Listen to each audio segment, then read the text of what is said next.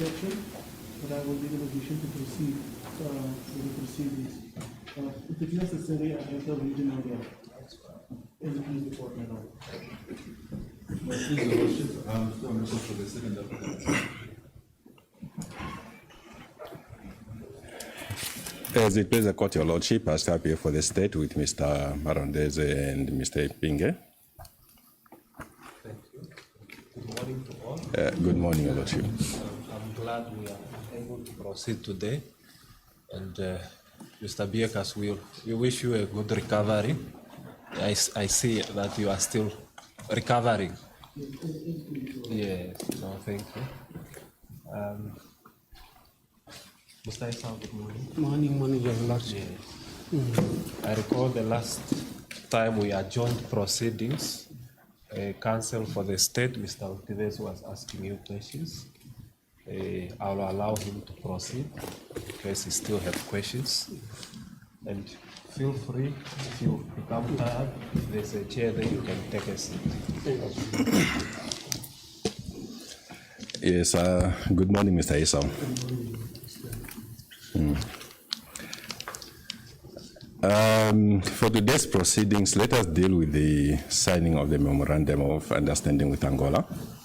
You recall you testified in detail about that? No, okay.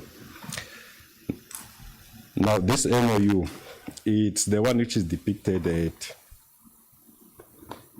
divider 13 of file 1, is that correct? Oh, okay. Exhibit N.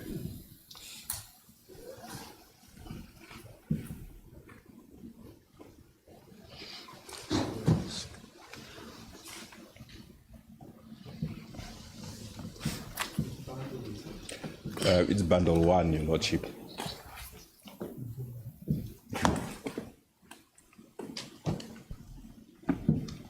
Divider 13.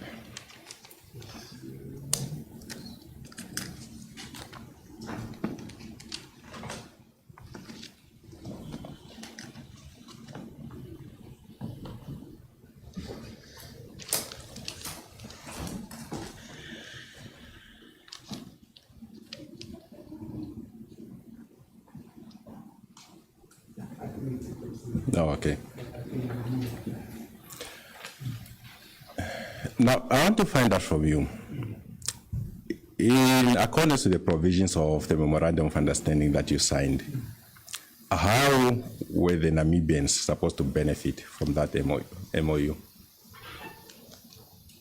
My Lord, the MOU, which was a product and shepherded by the then Permanent Secretary, Madam Ulitara Diverwa, that very MOU was premised on a SADC protocol of 2001.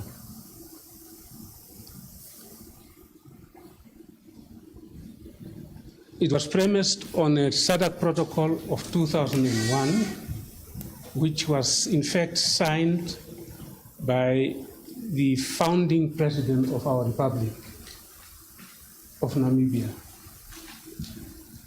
And out of that memorandum, a protocol, which was multilateral, SADC protocol multilateral, a protocol bilateral came out, which was signed in 2007. And that very protocol, my Lord, of 2007 had a timeline of 5 years, up to 2012. From 2007, if my memory serves me well, October, to 2012. Now, the benefits, first of all, before we go to the protocol of 2014, the memorandum, is it called, the fact-finding mission was, in fact, visited Angola. And in that fact-finding mission, my Lord, we're looking at first of all,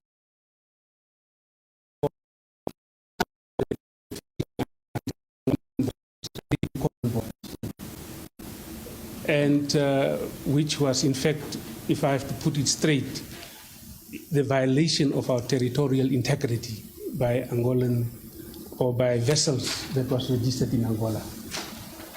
Now, my Lord, that fact-finding mission was not, in fact, a fora where we were negotiating or went to. We just wanted to ascertain, to establish whether this very protocol that was signed in 2007 is still valid, because nobody from the parties has given any indication to pull out. Neither Namibia, Republic of Namibia, neither the People's Republic of Angola. They have not given any indication.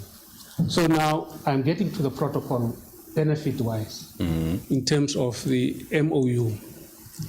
The protocol had 4 areas how Namibians could be benefiting.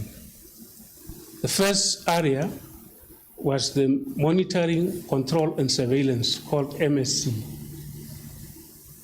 Second area was aquaculture, where we could have at least cooperate, because it's a cooperation with Angola on aquaculture for food security. The other area was the area of research and development. It is the issue of how we could have gone about from Namibian side and from Angolan side, at least to share in research and development in terms of straddling stocks, fish that move from one side of the border into the other side, my Lord, of Namibian waters as well, how we could benefit in terms of research. The last area, the fourth area, was trade facilitation. In terms of trade facilitations, we were in fact trying to bring Namibian and Angolan business people together in order to exploit a resource. And that was also, in fact, the benefits that our people could at least have a B2B, business-to-business arrangement between Angola and Namibians within the framework of our law, the Marine Resources Act of 2000. Okay. So that was the benefits that in terms of employment, in terms of that Namibians could benefit, or even Angolans could benefit as well. Okay. So the awarding of quotas to Namgoma Pesca SA, in particular, the benefits you expected were in terms of employment creation for Namibians.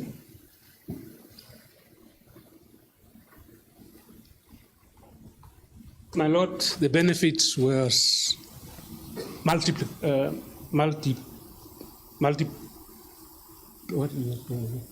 it was more than one, not only employment.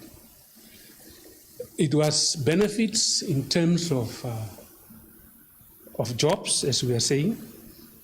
There were benefits in terms of levies and quota fees to be paid to Namibia.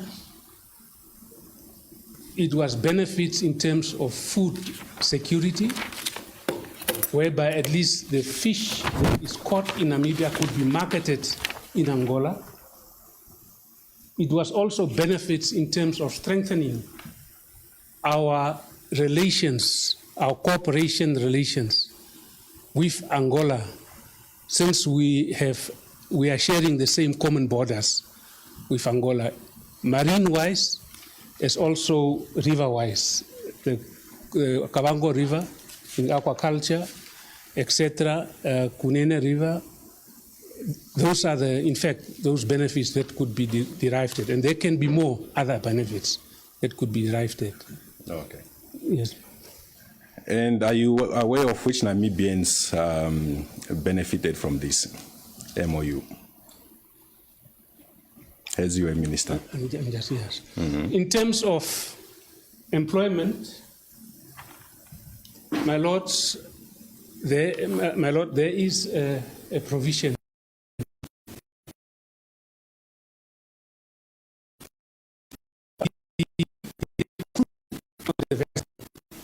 there's a certain percentage of members of the crew that are supposed to be Namibians. Whether it is now, if that very quota is landed by a Namibian flagged vessel, then at least those crews must be X percentage Namibians. I cannot now really recall what is the percentage, but I know that Namibians should benefit. Number two, Namibians were benefiting in terms of the levies and the quota fees, because those quota fees and those levies are in fact paid to the Namibian government through fiscus as well. And that very quota fees, the income is being used for the construction of roads, schools, clinics, etc., especially developmental projects, capital projects in government. It's also operational as well. But that is determined by the budget, by fiscus, by the Ministry of Finance. Okay, and in this particular case, which entity was doing the fishing? Which entity was fishing on behalf of Namgoma? Or the vessel company? Yes. In terms of the disclosure you brought about, because I was not, first of all, my lord, I was not responsible for the issuance of licenses of vessels as a minister. The law is very clear on that one. I have made reference to the sections of the law in terms of who was responsible for issuance of licenses in that regard.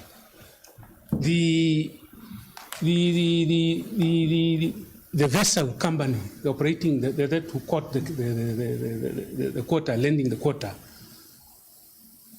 according to the disclosure, my lord, was an Icelandic company called Sameri or something.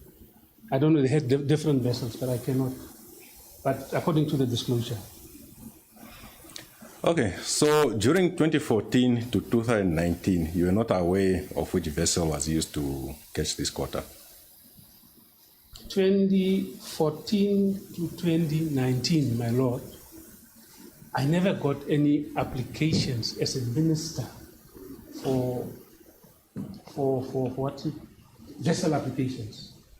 The applications of vessels, as I've referred to, Regulation 241, is launched with the Permanent Secretary. Regulation 241 of 2001 is launched with the Permanent Secretary, and the Permanent Secretary evaluates, because they have to look at issues like whether that very vessel was involved in illegal or unregulated, unreported activities.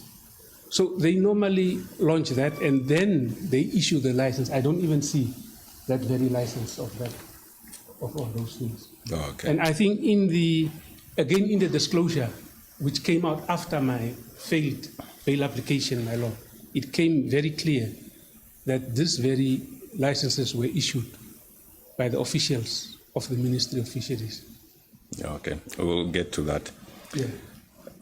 During 2014, were you aware if Mr. Ricardo Gustavo was involved in any fishing? My lord, as I have testified, I think in my evidence in chief, the term that they use normally, which is used in the court, I said that he was briefly introduced while I was on my way out from the office by the then Permanent Secretary, and I never had a time to sit down with him, at least to discuss or to have any detailed discussions with him. But it was in person, it was briefly brought to me. Okay. Before the nomination of Namgoma Pesca, were you aware if he was involved in fishing? Before the nomination of Namgoma Pesca Namgoma SA, Pesca, yes. okay. My lord, I can testify here that I never knew him before. Okay. I never knew him before. There were letters with the names of Ricardo or something like that.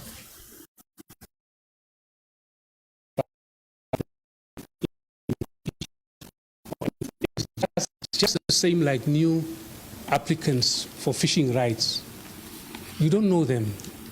You just, yeah, this is the persons, this is the profile of this company, but you will never meet those people as a minister, nothing at all. Oh, okay. And at that stage, prior to the nomination, were you aware if Mr. Gustavo had any fish processing plants in Namibia or Angola? Not at all, no. I think so, no. I never knew that he had some projects pertaining to fishing plants, vessels, or any right in Angola in terms of fishing. All right. Yeah, I don't know. So you're not even aware if he was involved in marketing of fish either in Namibia or Angola, is that correct? My Lord, I don't do any due diligence on people who have interest in fishing. Yeah. Unless they, maybe the security vetting came about that he was involved in criminal activities. All right. Or something like that. Okay.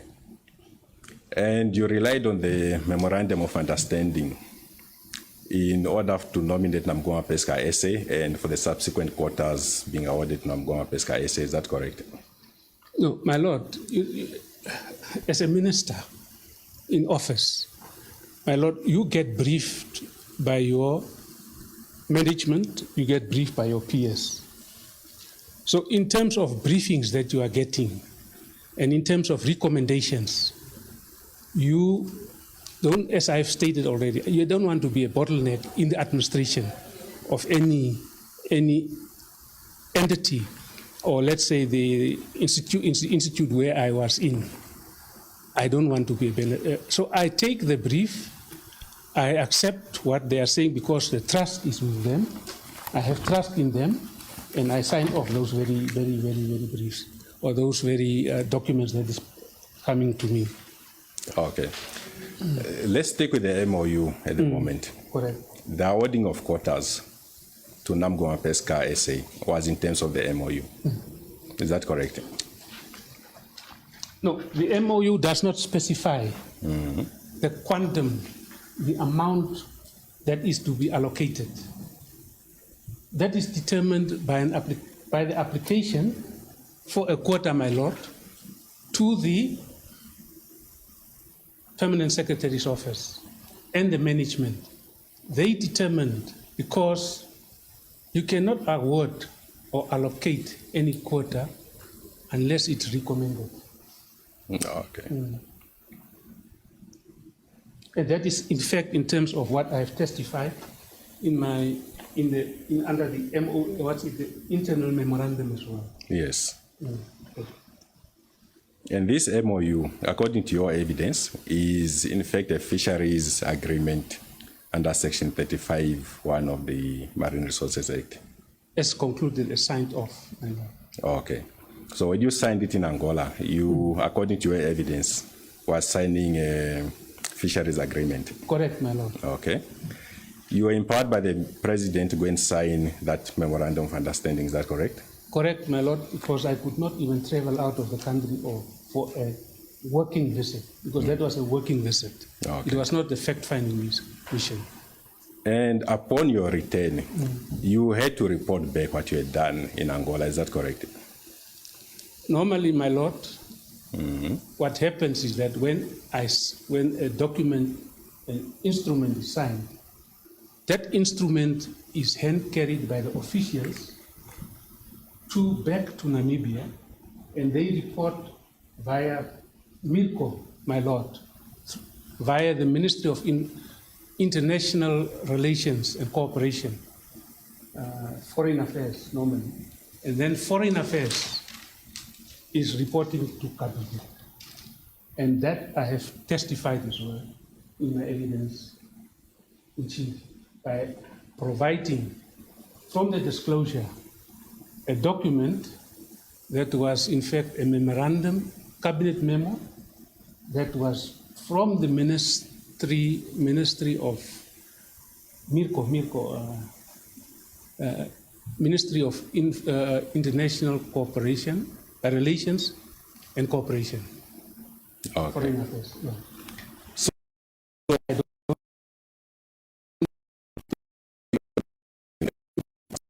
there was nothing else that you did. after signing the MOU was internalized because these very documents are kept in the registry or in the registry of the permanent secretary. So, of course, MOUs are classified. They are classified and they are kept there, not with the minister, unless I ask for a copy, just to study and see what this is all about. This MOU had to be gazetted, is that correct? Correct, my lord. And it had to be sent to the Attorney General's office. My lord, the procedures of gazettement is flowing out from the office of the accounting officer, the permanent secretary, or the ED, because they prepare the gazettes, and that gazette, that preparations are sent with a cover letter, I assume. Yes. And that cover letter is prepared by the office of the permanent secretary for the minister to sign off. And the minister normally signs off, and then it's sent to where it's supposed to go, whether to the Ministry of Justice or to the AG's office. Oh, okay. Yeah, but that I... So in terms of that letter, which you, as a minister, you'll be the one to sign it off, is that correct? That is what I was inducted, and that's what I was briefed, that I must sign it off, yes. You then request for the memorandum of understanding to be gazetted as a fisheries agreement, is that correct? This is, in fact, what was in the content of the letter, I assume, because I don't have the letter here with me. All right, you can go to your file, divider 22, still the same bundle.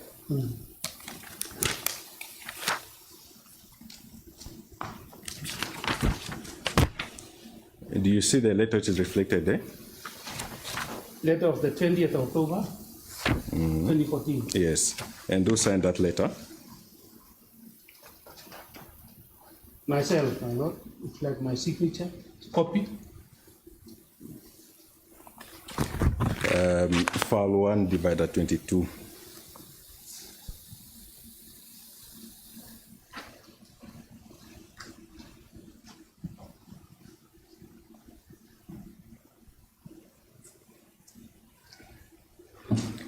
Oh.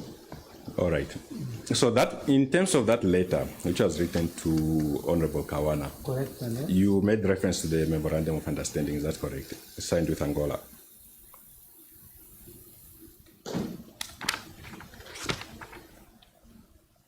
Yeah, I'm just trying to locate the paragraph where I made reference. Okay.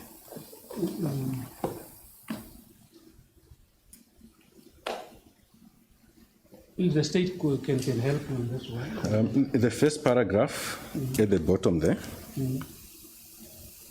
you said the president had authorized the minister to sign the agreements between the Republic of Namibia, the Republic of Mozambique, and the Republic of Angola, respectively.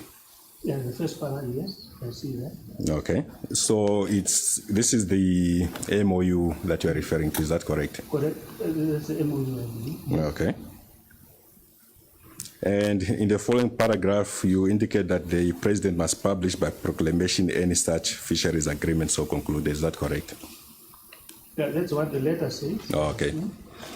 Now, in instance, what I want to get from you is that the message that you conveyed to your colleagues upon your return is that we have a fisheries agreement. Let this fisheries agreement be gazetted. Is that correct? Well, this is what I requested in the letter here. Yes. Okay. So if anyone inquired from you as to what you had signed in Angola, you would inform them it's a fisheries agreement. Is that correct? Correct, my lord. Okay. Not a memorandum of understanding. My lord, it is not, it is described as a MOU, memorandum of understanding.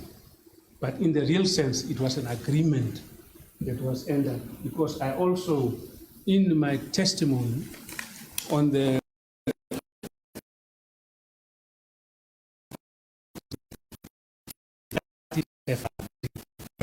and not the parties have understand. No. No, okay. And I don't know whether we should go back to that. No, I recall that part, Yes, yeah. where the wording was changed, where in the MOU, Correct. which was brought to you by Honorable Kawana, there was a word which said they've reached an understanding. Correct. Whereas in this one, the only Because difference was that it's agreed. Correct, my lord. Yes, no, we'll get to that. Don't worry about that. Now, this memorandum of understanding, according to your evidence, it's the only so-called fisheries agreement that you concluded with Angola. Is that correct? The which I signed. Yes. Yes, which I signed. So you do not have any other agreements with Angola which you signed that you are aware of? I cannot recall any other agreement that I have signed with Angola. No. Neither a letter or anything in that regard, which is, in fact, in terms of the Vienna Conventions. Oh, okay. And has you already testified it is in terms of this MOU which was gazetted that quotas were awarded to Namgoma Pesca SA, is that right? Can you come again with the It is in terms of this MOU which was gazetted that quotas were awarded to Namgoma Pesca SA. in terms of this letter? MOU, not the letter. Or the MOU? Yes. So there were quotas awarded in June, August, if I'm not mistaken. Let me just get back to the 22, yes. Specified. Yeah, quotas were awarded already in July 2014, before the gazettement. Okay. Before the gazettement, yes. Okay.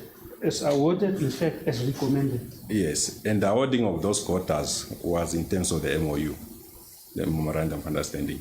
Yeah, the quotas were, in fact, awarded in terms of that very agreement. Okay. Yeah, which was not specific in terms of the quantum. Yeah, because it was not, and I'm saying that because the TACs, the fish that is available in the waters, in our waters, varies. It's not fixed. It varies because of circumstances and the recommendations that we are getting from the marine scientists. All right. Now, this memorandum of understanding that was signed, does it stipulate the species of fish or aquaculture that will be awarded? It doesn't, my lord. It doesn't specify, in fact. This MOU does not specify, because you can give today horse mackerel, you can give tomorrow hake, the other day you can give monk. It is just the monetary value of that value, not the specific, the fishery. All right. Does it set any limits on the quantity of the quotas to be awarded to the so-called joint ventures? It does not, my lord. It I does see. not. The quantity of the quotas Allocation. to be awarded. It does not specify that. Does it specify which joint venture will be the recipient of the quotas? It does not specify that, my lord. It was open for even for anyone to tap from that very agreement. That's why in my annual addresses to industries, I was inviting, in fact, the public, in terms of of those which I have also availed, that this agreement is in place. Please come and do things ABC. Okay. Approach the ministry. Now, in this memorandum, which you've termed an agreement, is there any indication as to what the parties to this memorandum financial obligations were? Is that stipulated in it? When, my lord, when the agreements bilateral is concluded, there is a provision in the Marine Resources Act, if I'm not mistaken, 36, something like that, after the Gazettement 36, 37, section. One we need to go to that. The agreement is here. I mean, not the agreement, but the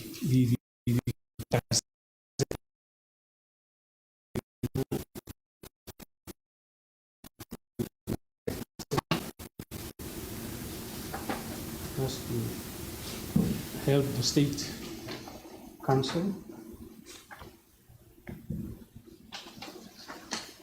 and the fisheries agreements.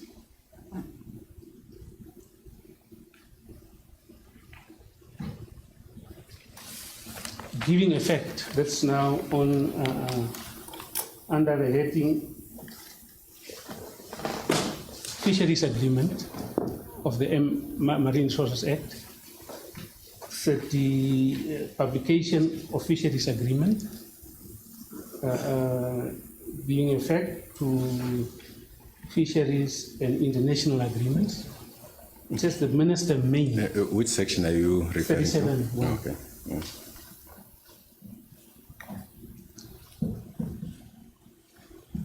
The minister may, for the purposes of any fisheries agreement, enter into under Section 35 or any international agreement to which Namibia is a party, make such regulations as the minister may consider necessary on expedients for the carrying out and for giving effect to the provisions of any such agreement or any amendment of such agreement.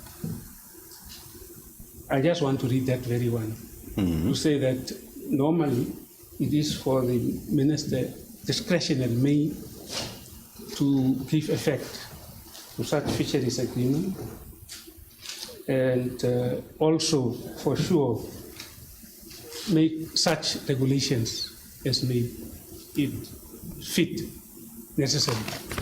So it's very optional, in fact. That's what we're saying. And this is how I was briefed, and this is how I was always inducted all along. So you were briefed that the issue of financial obligations, it's an optional issue. My Lord, financial obligations is not optional in terms of payments of levies, in payments of quota fees. That cannot be waved away because that's an income for our government. That's an income to our people. So what was the agreement now in terms of its MOU on the financial obligations? The agreement. You referred to payment of levies, payment of quotas. What was the agreement? Is that stipulated anyway? In the fisheries agreement, you don't stipulate. Okay. It's not stipulated here. In terms of my understanding, I was not briefed that they should not pay levies. As long as you come into my house, as long as you come into my territory, even if you go to other countries, when you get a visa, you pay, unless you are maybe given exemption to the visa. But this one, they had to pay. Even if it was given to an Angolan company called Namgoma Pesca, the right, they catch in Namibian waters, they have to pay their levies and they must employ Namibians as well. And the quota fees, who has to pay for those? That very Namgoma and their partners who are now, who were the vessel companies or whatever. Oh, okay. Now, Mr. Esau. Yes, sir. From your explanation, this MOU was supposed to be reciprocal, is that correct? My Lord, when we signed, I signed with the Minister of Fisheries of Angola. So that is already reciprocity. We acknowledge that we need to commit ourselves to the rights and the duties as enshrined in that very MOU, or that agreement. Okay. And in terms of reciprocity, in my internal memo, that internal memo which I referred to, my Lord, which was allocating quota allocations on the internal memo, that I said, when I was brought that thing, I said, we must consider also reciprocity, because why is it only us, Namibians, to open up our territories, but the others are not also allowing us, because we are also sometimes in stress of some of our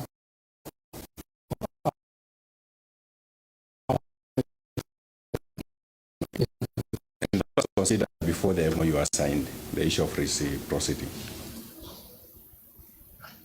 It was considered on my comments, my Lord. It was my comment, my Lord. My comment when I was getting this internal memorandum. It was not during the time of the signing, because this comment went to the PS, and the PS prepared letters as well to communicate it over to my counterpart for my signature. That we have allocated so much quota, but why are we not getting this very reciprocity, if I couldn't very clear. Okay, just hold on. As the Minister of Fisheries, quotas were awarded to an Angolan company, is that correct? Namgoma Pesca SA. Come again, my Lord. The quotas were supposed to be allocated to an Angolan company, Namgoma Pesca SA. And the Angolans, what were they supposed to do? I mean, my Lord, that question is a little bit not so clear, but I will try to answer it. My Lord, Angola has got its own rules and regulations when it comes to company law and things like that. Namibia has its own rules and regulations. So what happened, my Lord, a right was given to an Angolan company that owns 100% a Namibian company called Namgoma Namibia. There was Angola, there was Namgoma Angola, there was Namgoma Namibia. And this Namibian company was owned 100%, and we have control of this very company in Namibia. When you say we have control, who's we? I'm saying that control in terms of the laws. If you don't comply to the law, then we can bring you to Namibian courts here. Oh, okay. And then sue you or say you have violated this provision of the law. You must pay so much, or you must go to prison so much for so long. Okay. So that is what I'm trying to say. So in terms of the allocation of quotas, it was done for the Namibian company, which was 100% owned by Angolans. So this very company is supposed to account. They were supposed to account to the ministry in terms of the lendings and in terms of the employments and everything like that, what was employed on the vessel companies with whom they had some arrangements, that Namibian company. So, my Lord, in terms of what I'm testifying here, is that the company which was registered in Namibia was to be accountable to the Namibian authorities. All right. I don't know whether I've answered the question, my Lord, or did I maybe... Let me simplify it. Yes, my Lord. The Angolan Ministry of Fisheries, was it supposed to award any quotas to the Namibian entity? Because you, as our ministry, was awarding quotas to the Angolan company, Namgoma Pesca SA. Were they supposed to award quotas to any Namibian company? My Lord, it was not a must for me. It was not a must. But I tried to say, please also reciprocate. Because there was a time in history of Namibia, my Lord, and even now today, if I've talked about the pilchards as fisheries, it's today closed. That's why you have Etosha and some canneries not working in Namibia. They have extended a hand of solidarity to Namibia to catch fish in the Angolan waters.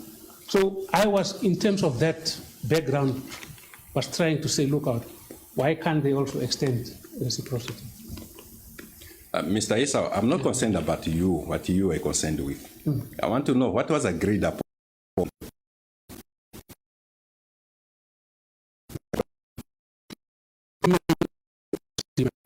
Put straightforward. Okay. Yeah, there was no reciprocity. It was the fisheries agreement for Namibia to grant rights to a Angolan company in terms of the fisheries agreement, that is 35. Oh, okay. Section 35. Okay. So there was no benefit for the Namibians to receive quotas from Angola. Namibians were benefiting from employment. Namibians were benefiting from levies and quota fees. Yes, my question is specific. Insofar as quotas being awarded by Angola to Namibia, that was not there. Quotas allocated to? To a Namibian entity. Namibian entity. It's simple. The Ministry of I'm Fisheries was trying to- awarding quotas allegedly to an Angolan entity, Namgoma Pesca SA. But the Angolan government, Ministry of Fisheries, were not awarding any quotas to any Namibian entity. Simplify it further, man. Simplify it further because I don't want to repeat what I have testified on already, my lord. Okay. And neither do I want to be taken into a situation where my intellect is being tested on. Okay. Yeah. I'll just make it very simple. There's no Namibian company or close corporation that received quotas from the Angolan Ministry of Fisheries. I don't know about that. You don't know about it? I don't know about that. No. Okay. Let me put it simple as well. Okay. Now, Mr. Esau, do you have any legal qualifications? In sense of? Do you know the law? Are you a lawyer? I was a member of parliament, my lord, for quite many years. Okay. I was in fact inducted in law by the late Judge, Chief Justice Arthur Shackleton from South Africa. I've been exposed to various forums of workshops and seminars, and you name all of that in my lifetime, from the time of trade unions, when we were also trying to put up the Labor Act. I've been very exposed to quite a number of areas, my lord. And that is, in fact, that helped me as well. All right. Are you an expert in drafting of agreements? No, I'm not. I'm not. You are not. I'm not an expert because agreements are shepherded by technocrats in the ministry. All and right. I was relying on technocrats, that is the peers and the management, because I don't have any capacity, personal capacity. I can read maybe, but maybe I don't know what is behind that, what is hidden behind that very thing. But I'm telling you, my lord, I'm saying that I don't have any experts on that. No, okay. I was negotiating for wages and salaries. Yes, that I did as a former trade unionist. So I take it then that you would not know what provisions should be incorporated in agreement for it. Okay, you would not know what provisions should be incorporated in agreement. My lord, government is quite complex. Mm-hmm. Government operates very differently to ordinary matters. Government is, as I said, is complex, and I will never know what must be incorporated, what must not be incorporated. That's why the PS, whenever the accounting officer who shepherded such agreements linked up with the Attorney General's office or with the whatever Justice, Ministry of Justice, Okay. and they normally see what needs to be incorporated or not incorporated into agreements. All right. So, in actual fact, a legal opinion would be sought from the AG's office as to what should be incorporated in it in order for it to be an agreement. Is that correct? A legal opinion would be sought from the Attorney General's office as to what should be incorporated in the document.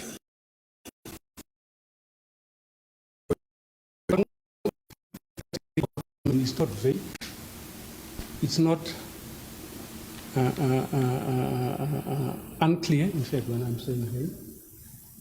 It is legal, it's lawful, and if that opinion was sought, and the PS then was still sitting with that very document or that opinion, and still bounce it off with other members of the of government, like the MIRCO, because I have testified that this very agreement, the draft, which was, in fact, the draft which was negotiated by the PS, that very draft was shared for scrutiny by the office of the AG, Attorney General. The Attorney General came back with an opinion through an affidavit, through a letter, through a letter, my lord. That very opinion, some matters were incorporated, some were not incorporated into the agreement, to my understanding. And that scrutinized copy was sent to Angola. That is my understanding, and because they have to share with Angola as well. It's two parties involved. So, and when Angola reverted back to Namibia, I assume that's where this issue of understanding and was changed to the parties' agreement. So, and that was reported also to MIRCO by officials who were party of the negotiations, the technocrats, party of the negotiations. They reported that I think in February 2014. And I have also given evidence to that fact, although it's a copy, my lord. There's a copy of the extract of the discussions of that meeting. And then that very 2014, March 2014, I've also given a copy of that. A memorandum was presented by the Minister of MIRCO to Cabinet. And that's where she said the agreement must be concluded, it must be signed. Okay. So she also referred to agreement, irrespective of what was said in the minute of that very. I highlighted that one to our honorable court, my lord. Okay. So you said there was a draft agreement forwarded to the AG's office, accompanied by a covering letter. Is that correct? There was a draft agreement, yes, my lord. And you signed that letter, which accompanied the draft agreement. Which you referred me now here to. Where, I don't know where is that letter. Okay, but you Can know. we get? All right. All right. I don't know the letter. I don't have the letter here, but I have only the letter of response, reply. Okay. But you can recall that you had signed a letter accompanying the... Can I get the letter, my lord? Because it's very... Divider 22. 22? Is it the one? No, it's not the one. There's one in It's the divider different one. 9, a response. Divider 9. A response from the Office of the Attorney General.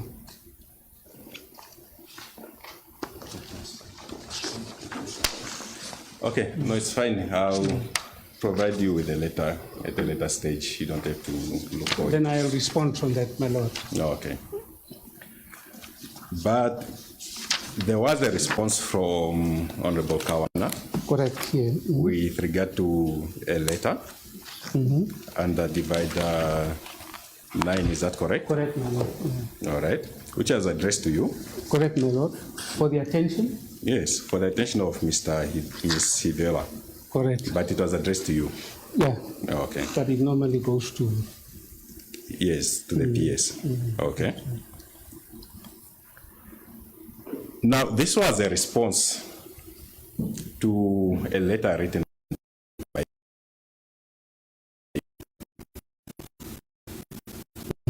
Yes, I see. I'm checking. I'm checking it. Yes, my lord. Yes, you agree.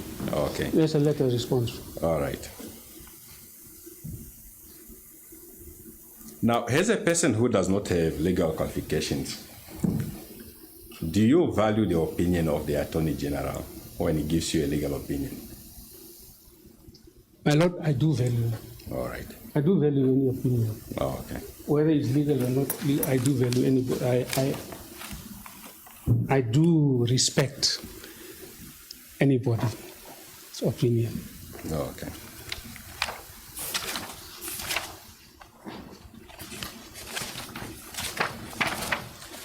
I just want you to have a look at the bundle here.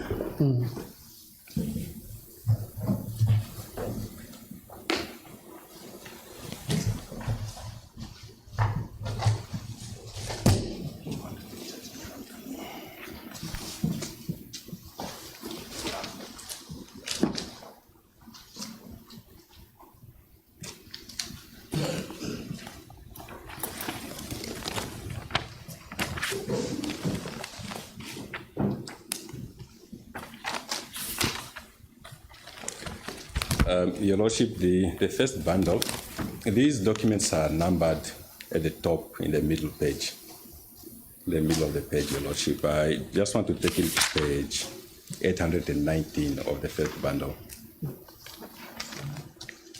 The first bundle, page 819. There's only one page, 819 on both bundles.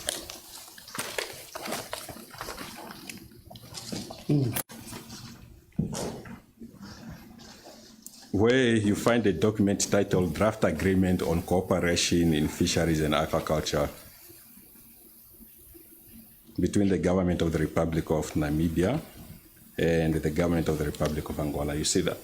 Yes, I did even submit this evidence in my.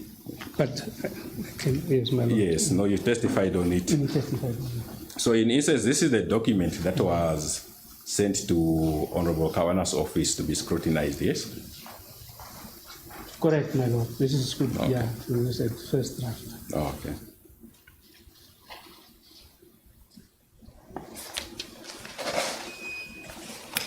And from your knowledge, this document was in fact scrutinized by Honorable Kawana, is that correct? Correct, my lord. Okay. And if we go to divider 9 of your bundle,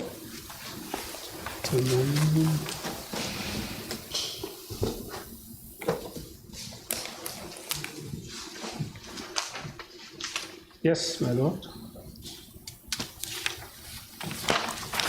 which is marked exhibit, I think this should be J1. Are you there? G1, no?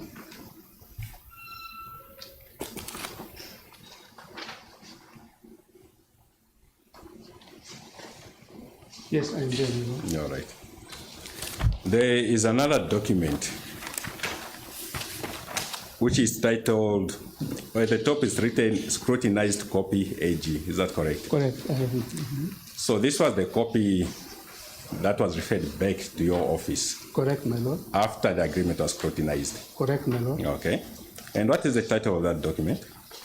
Memorandum of Understanding Okay. between Government of the Republic of Angola through the Ministry of Fisheries and the Government of the Republic of Namibia through the Ministry of Fisheries and Marine Resources. Okay. So you had sent an agreement to the AG's office to have it scrutinized. Correct, my lord. And when it was scrutinized, what was referred back to you is a memorandum of understanding, Correct. not an agreement. Correct, my lord. Okay. And this scrutinized copy, which was sent back to you, it was accompanied by a letter from the Attorney General. Is that correct? You are sent to J1. Yes, Your Lordship.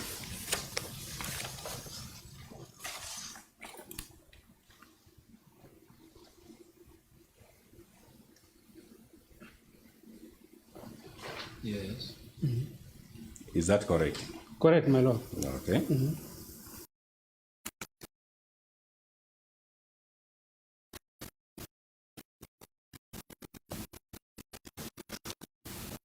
in the first paragraph, the title of that letter is Draft Agreement on Cooperation in Fisheries, Aquaculture between Namibia and Angola, yes?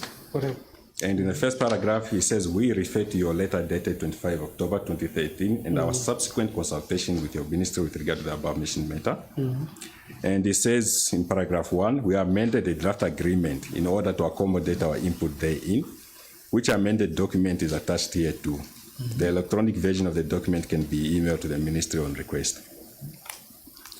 Paragraph 2, this was now the advice he was giving to you, is that correct? To the ministry of fisheries? To the ministry. Okay. Not to the minister. It's addressed to the minister. You are the minister, you are the one who's going to sign that so-called agreement in Angola. You want to tell me that you do not have knowledge of this from the AG? My Lord, I'm not denying that I don't have knowledge of this. What I'm saying is that I am not the shepherd. I was not the shepherd of negotiating this very agreement. There were people who were well vested with the administration of government to negotiate agreements.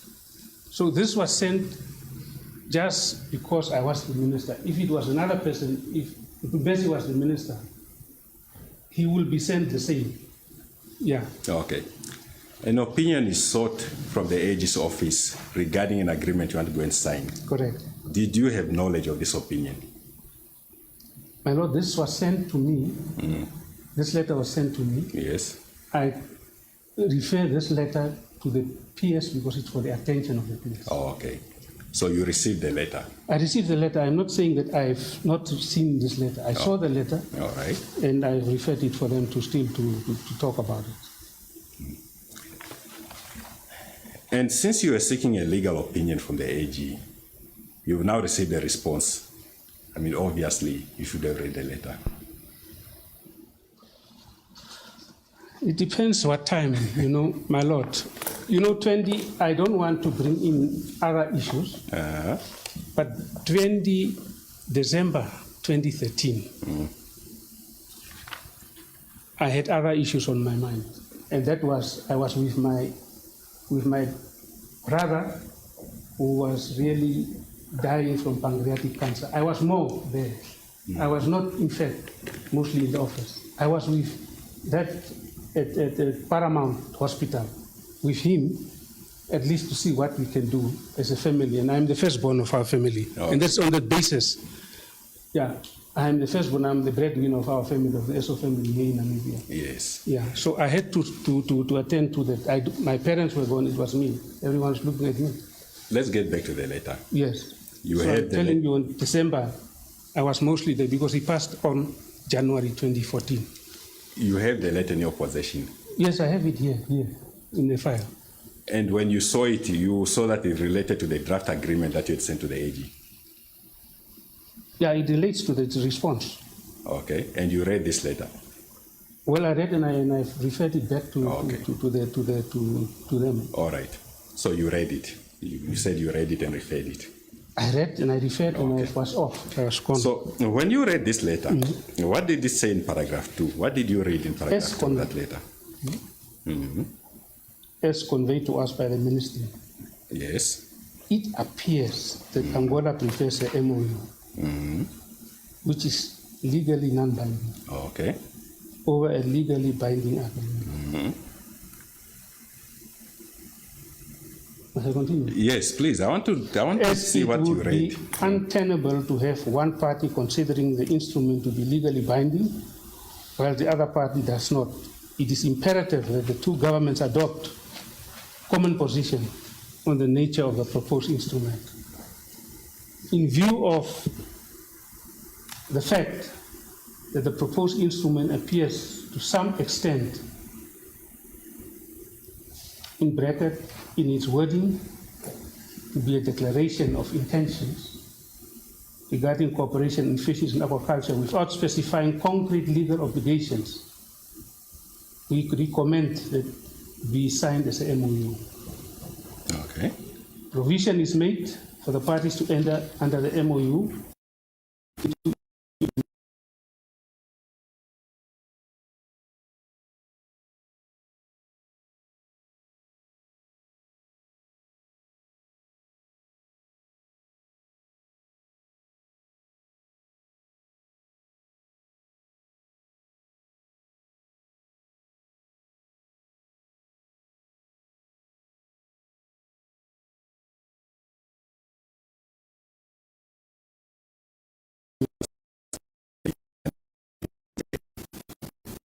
Not in terms of the affidavit of Honorable Dr. Kawana, he made reference to this very agreement. Yes. And I've said that this very agreement was cabled, was sent to the office of the PS, because they have the capacity. They were the shepherds, they were the negotiators of this agreement. And they, in fact, were supposed to input all these matters in the agreement. They did, I assume, I'm not saying that, I know assumption is not the issue, but I assume that they have shared this very scrutinized document with their counterparts in Angola. Because this was sent in December 11, 2013.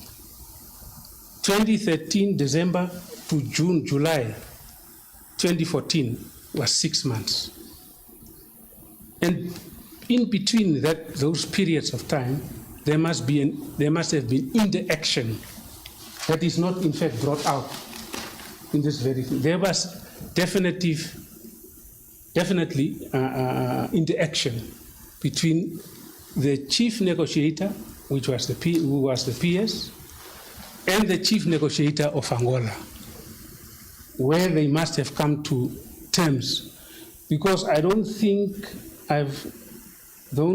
that everything that was proposed or advised by the AG was included into the final agreement that was signed.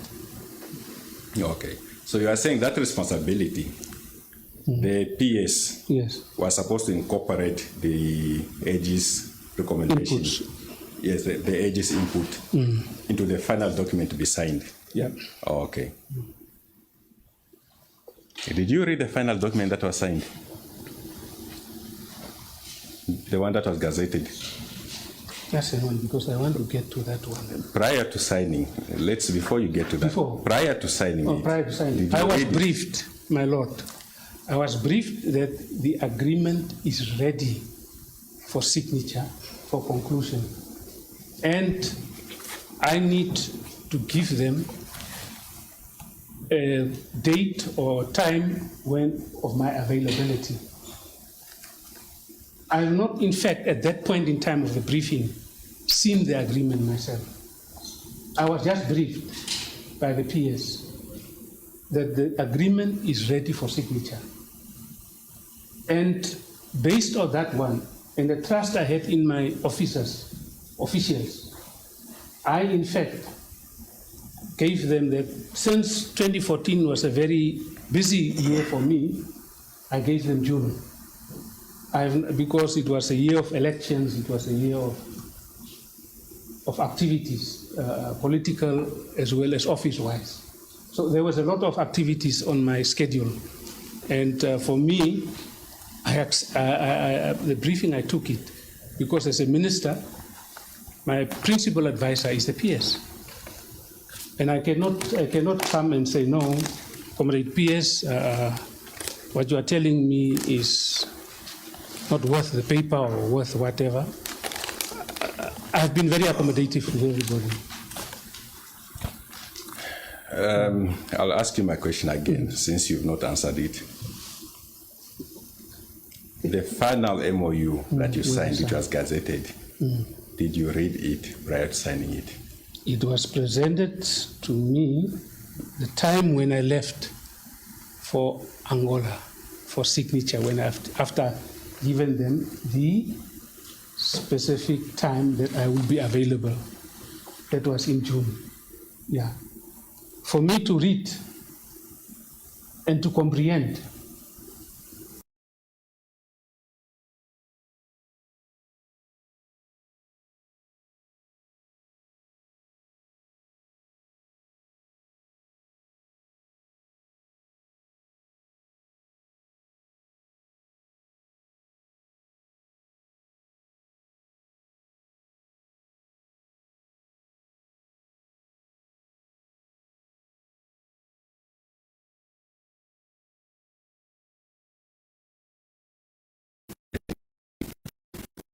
So read, according to your version, a document that you signed in Angola. Because I trust in my officials. So you do not know, according to your version, allegedly, that the recommendations by the PS were included in that MOU? My Lord, whatever was By the AG. recommended by the AG was the responsibility of the technocrats to, in fact, factor those recommendations into the MOU. I am not there to take pen and put pen to paper. I was not, in fact. That was not my responsibility. I was, in fact, already, before I was even appointed as a minister, full cabinet minister, I was advised and told, you are not there to prepare letters, you are not there to prepare documents like agreements, you just have to sign. I was rubber stamping, in fact, put it that way. Rubber stamping, okay. Let's put it that way, frank. Let's be frank on that matter. Yeah, no. I had an issue, but I wrote a letter at one stage, my Lord. That letter was torn to pieces and then said, no, we prepare letters. Okay, just hold on. You are a minister in the Ministry of Fisheries. Correct. Who's running your ministry? It is the minister in the Ministry of Fisheries. Who is running the ministry? I'm asking, I want to find out who's running that ministry. My Lord, if you understand what is PSS, we refer to PSS as ayatollahs at one stage. Maybe you were still very young. We refer to PSS as ayatollahs. Ayatollahs. They were the ones who ran the ministry. They were the ones who, you see, in terms of the letters of the ministry, even the minister's letterhead, it says all official correspondences are to be referred to, my Lord, to the permanent secretary. Okay, so in So instance, this is the issue. so in And I instance, made reference to that as well in my evidence in chief. so in instance, you're just a ceremonial minister there to sign letters off without reading them. My Lord, I had trust. It's not a question of ceremonial or not ceremonial. I had trust. If you are sent here by your permanence, by the PG, to come and to interrogate me or to ask me questions, you see, she has trust in you. That's why you are here. She is not coming as in a personal capacity here. I see. Yeah, she never comes here. And she will never come here as well, I know. And I never went even. Mr. Esau, I'm here in my professional capacity, but let's not delve into that. Now, I'm in my political capacity here. the document that you signed in Angola was titled MOU. It was no longer titled agreement. Is that correct? Correct, my Lord. All right. And you saw that it was titled MOU instead of agreement. Yes, my Lord. It's titled as MOU. And that is the document that was gazetted MOU. Yeah, I think in terms of the gazette, I just want to get the gazette to, Okay. to be 100% because the gazette.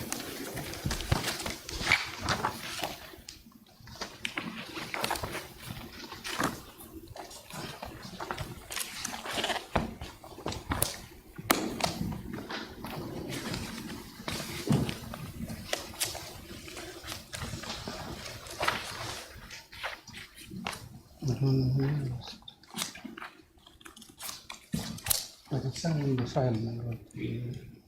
Yeah, here we are. Publication of agreement.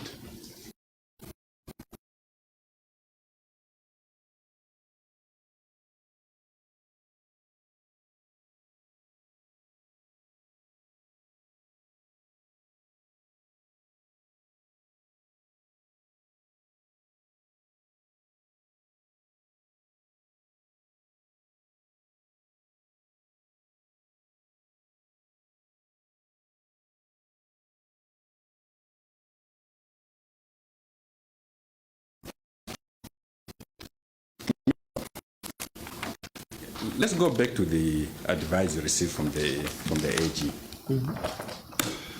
When you read this advice, when you received it before you forwarded it to the PS, you appreciated this advice that an MOU that was being forwarded to you, this was not a legally binding document, yeah? I do take note of it, my lord, but I'm not saying that. Did you appreciate that advice? Yes. So, or did you find it to be? Courtesy allows you to appreciate it, but Okay. it is not an issue of. Did you have a problem with his advice? Did you dispute it? That is not correct. That is not a legally binding. I never had interactions between me and verbally or even otherwise after this very letter.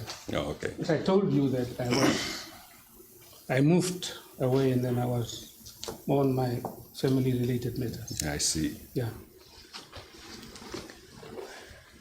Because losing your only brother is very heartbreaking and very.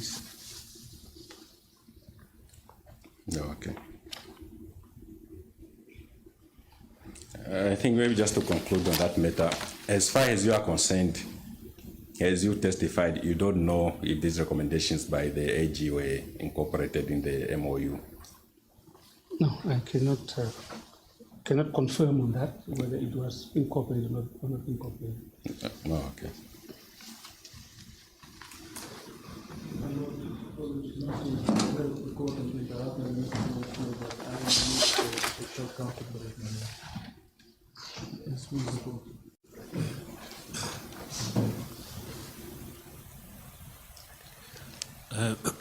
We'll take a break and we'll resume at 12 o'clock.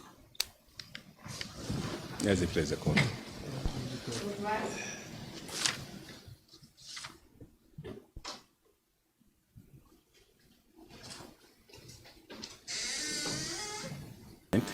That you have not read. And according to you, this was going to bind the country. You don't see anything inappropriate with that. My lord, when I am briefed by my principal advisor, especially the permanent secretary of the ministry, I take a word. So when I was briefed here to bind Namibia, the country, for sure I took a word that she has done everything in good faith. Oh, okay. Without knowing whether or not this is an agreement or an MOU you are signing, you just took a word, it's an agreement. It is an agreement, my lord. It is an agreement.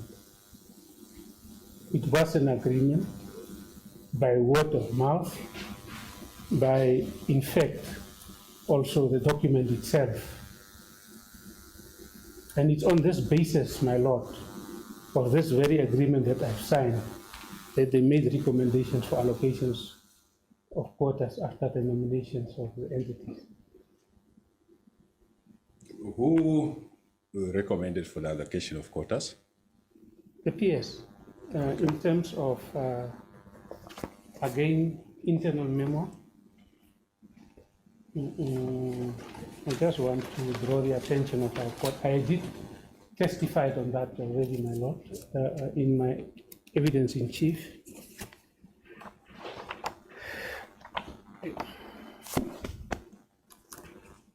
Just trying to draw the attention to the document. 14, 15.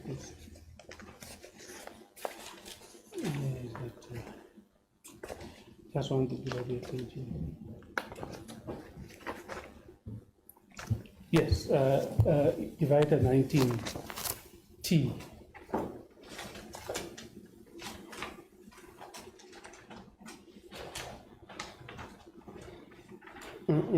I did testify on that.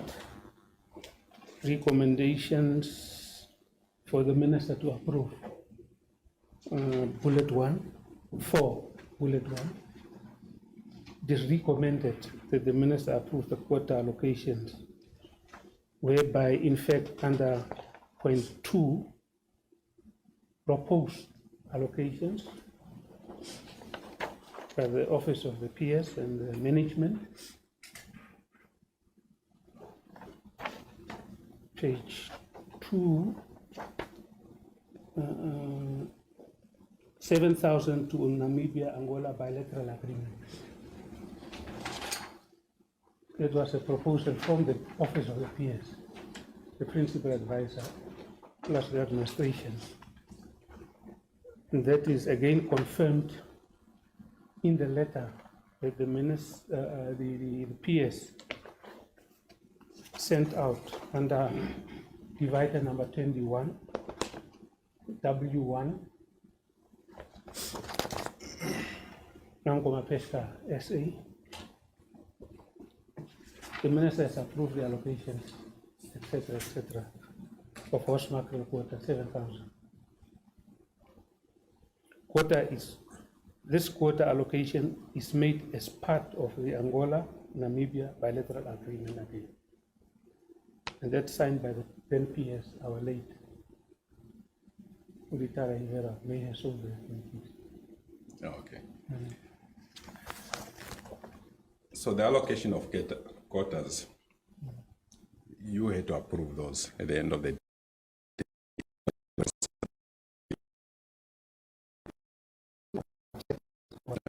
Okay.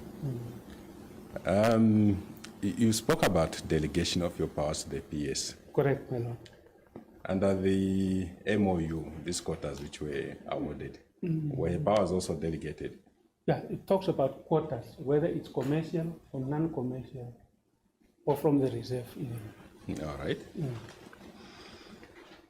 And you say that these powers to...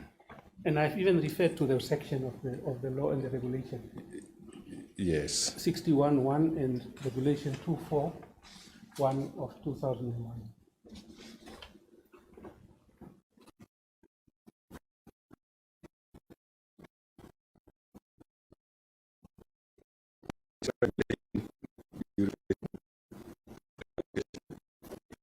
Yeah.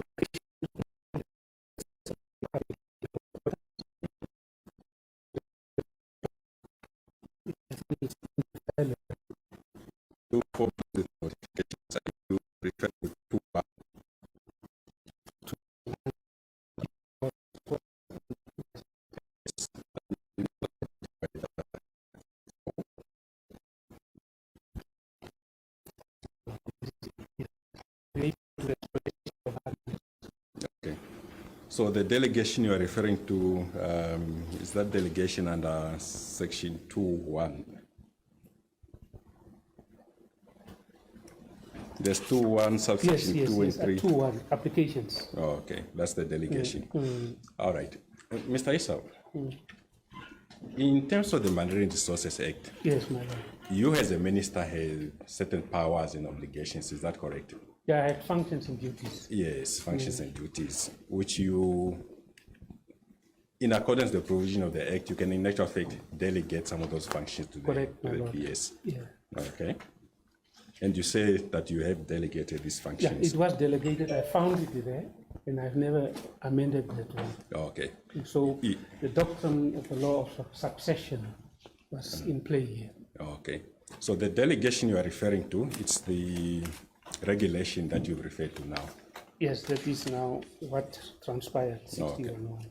And has you already testified that there was no verbal or written delegation from yourself? You already found things in place, Yes. and it continued as it was, all right? And I want to refer you even to case A241 of 2014, a judgment made by Judge Honorable Uitele. Okay. Yeah, there's section reference to that. You have the Marine Resources Act with you Correct, my lord. under Divider 3. Divider 3. Yes, my lord. Can I just take you to section 33? 33, yes.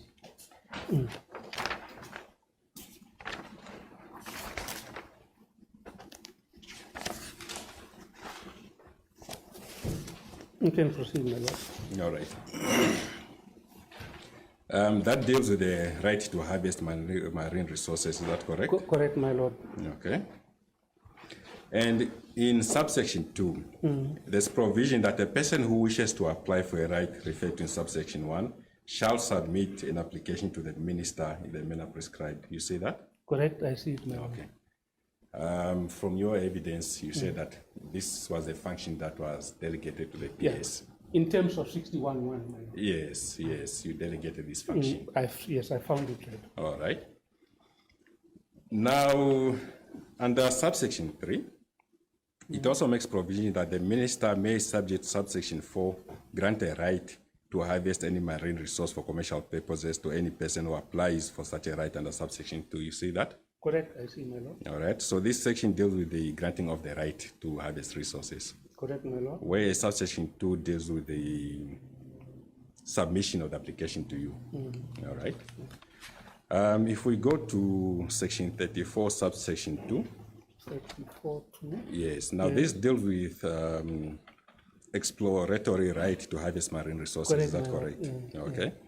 And in subsection 2 of that section, it provides that a person who wishes to apply for an exploratory right shall submit an application to the minister in the manner prescribed and may do so at any time. Is that correct? Correct, same repetition of the Is it? Yeah.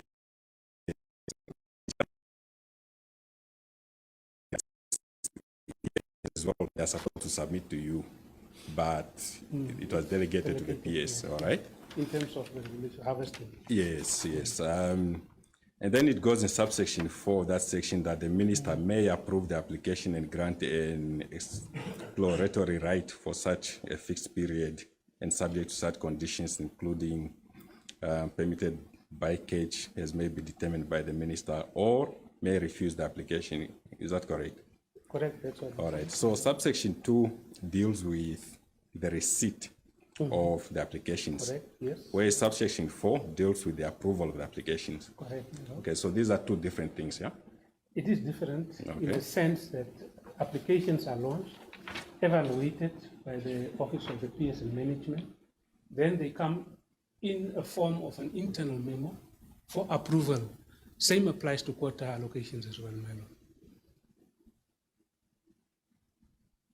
All right. And then we dealt already with the fisheries agreement under section 35, yes. And then the quotas in terms of that under section 39, Yes, my lord. subsection 2, 2 years, my lord. which provides that at any time that quotas are available for allocation, the minister may, by written notice to the holders of a right for which quotas are allocated, determine the date by which applications for the allocations of such quotas may be received and conditions to which such quotas shall be subject. And subsection 3, it says that the minister may, upon application in the prescribed manner, but having regard to the matter set out in section 33.4. This is a section already referred to. Yes, All my right. lord. And section 39A, and to others that may be prescribed, allocate a quota to the holder of a right or a person nominated under section 35.2. Yes, my lord. All right. Subject. Subject. Oh, you know it by heart. Oh, okay. Thank you. Thank you for saving me the time. 10 years. Thank you for saving me the time of reading yeah, the whole section. yes, my lord. Okay. Now, yes, I appreciate there are regulations here where you've delegated some of your powers as a minister, yeah? Duties and The duties, yes, of course, functions. functions, but it's not all the functions under the Act that you delegated, just some of them, Yeah, when it comes to rights and quota allocation. yes. Now, section 2.1 of the regulation that you rely on, Correct, my lord. what does it say?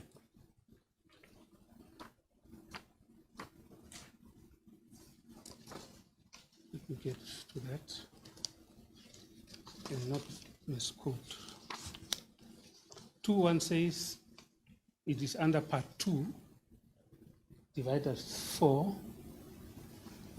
Part 2 of the Gazette says forms and procedures for granting rights or exploratory rights, allocating quotas and issuing licenses. Applications. An application for a right, an exploratory right, or a quota under the Act must be made to the permanent secretary. Okay. All right. And this is a provision that you are relying on, say that This you is- delegated the powers to allocate quotas Yes. to the PS. All right. Because ministers are today there, tomorrow they are not there. But the Yes. PSs have Yes. had their job security. It is just now with the new arrangements that they have a 5-year contract, but before it was permanent job security they had. Mr. Esau, that provision, it says an application must be made to the PS. It talks about the application for the right Correct. to be made to the PS. Yeah, in quotas as well. Yes. Remember, we dealt with subsection 2 of section 33, where it also deals with the applications, which are to be made to the minister. Yes. So that has changed by the regulations. The regulations now, that application is made to the PS. Is that correct? Yeah, the regulation said must be made to the PS. Yes. It's no longer to It's the not minister. made. It's no longer to the minister. It's provided by the Act. Yes, the Act says may Yes. apply, my lord.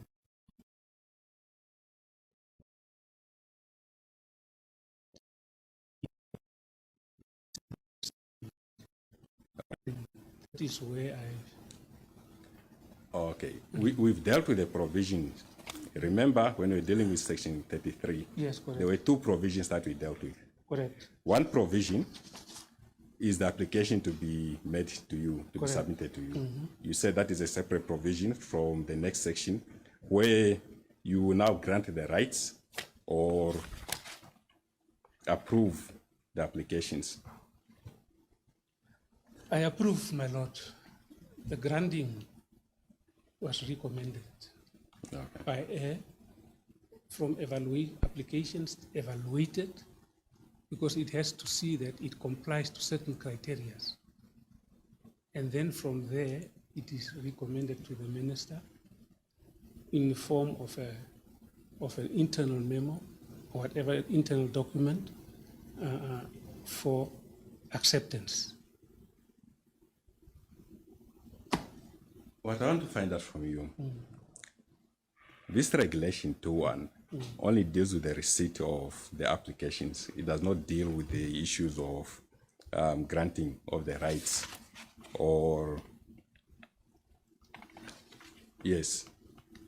Can you tell me, in terms of this regulation, where is the provision that the PS is entitled to grant or approve My lord, the rights or quotas?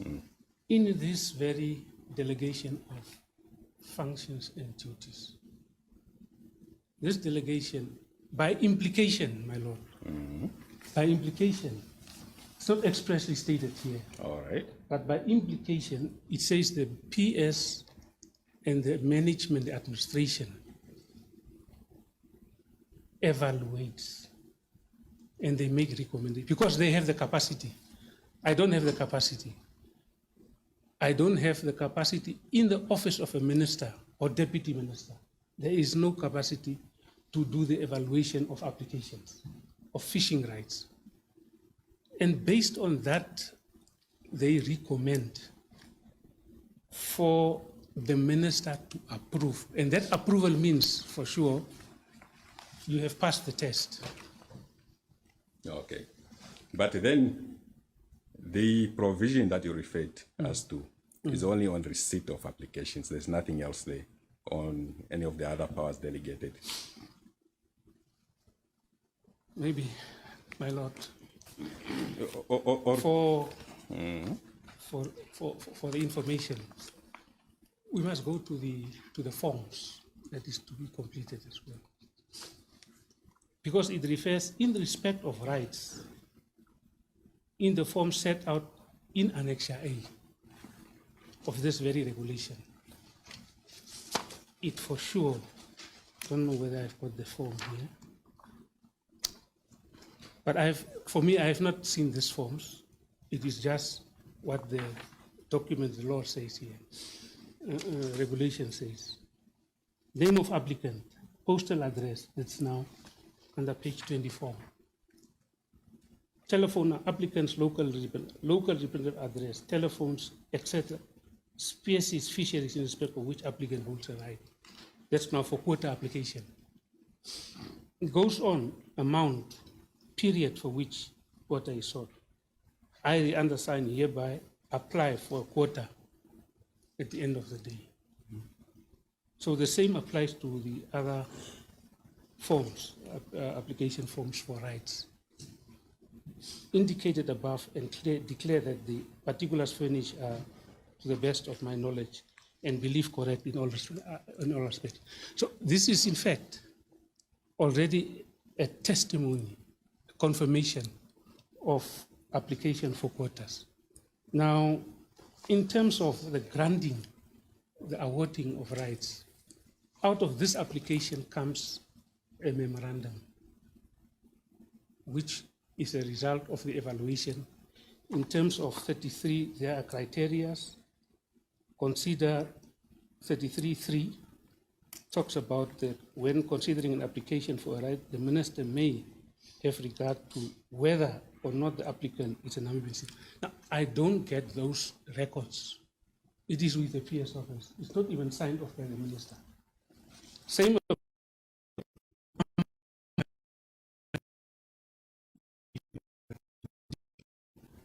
Not a natural person, but a judicial person. Juristic, yes, thank you, my lord. A juristic person. Then they look at the company, the beneficial control of that company. They go on. I don't need to read all these other criteria, but all these criteria are evaluated by the officers of the PS and management, and based on that, they make their recommendation. Oh, okay. So you say it's not expressly stipulated in the regulations, that delegation of power, but it's by implication.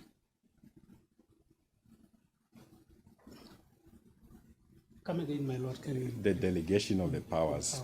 Yeah. Yes, because this only talks about an application of the right to be received by the PS. You testified that by implication, those powers are delegated to the PS. By implication, the powers of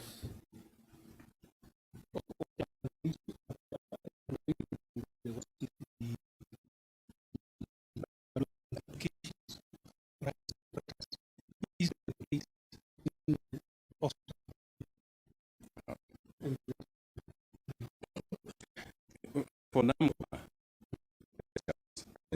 who was it was recommended, my lord. I have the internal memo which I have referred. Who was allocating the quotas was a recommendation by the PS to the office of the minister for acceptance, for approval. Okay.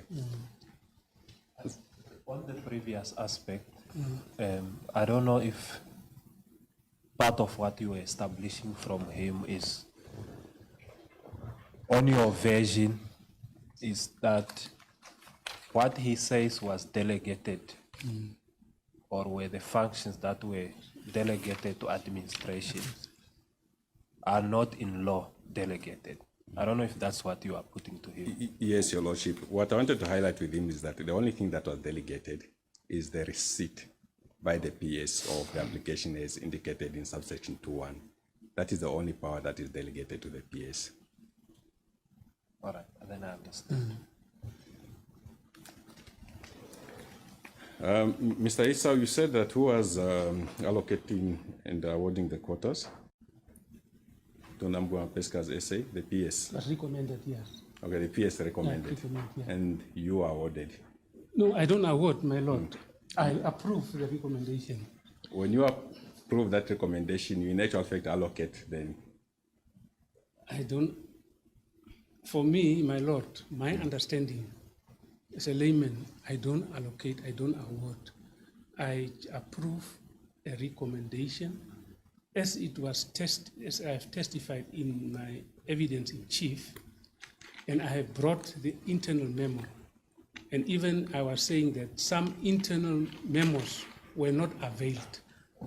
They were never availed. It's only one internal memo where allocations were done.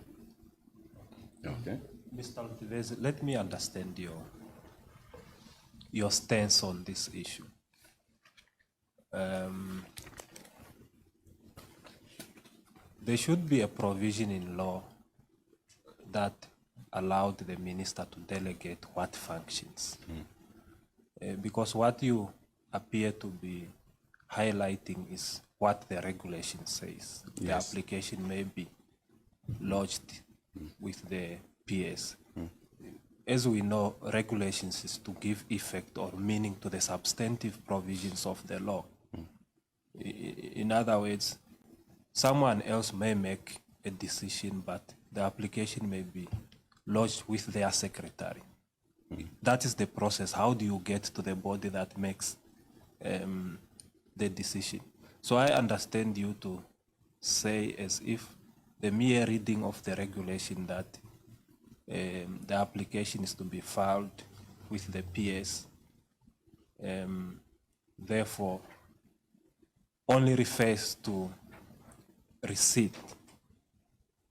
In other words, that's what is delegated to the PS, whereas the delegation may come in a different form or is provided for under the law that delegates or provides for delegation. Those, I understand, are just regulations as to how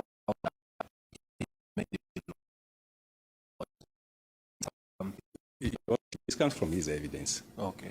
Because from what he testified is that powers were delegated to the PS. And that delegation, he did not personally delegate any powers in terms of the act to the PS. Yes.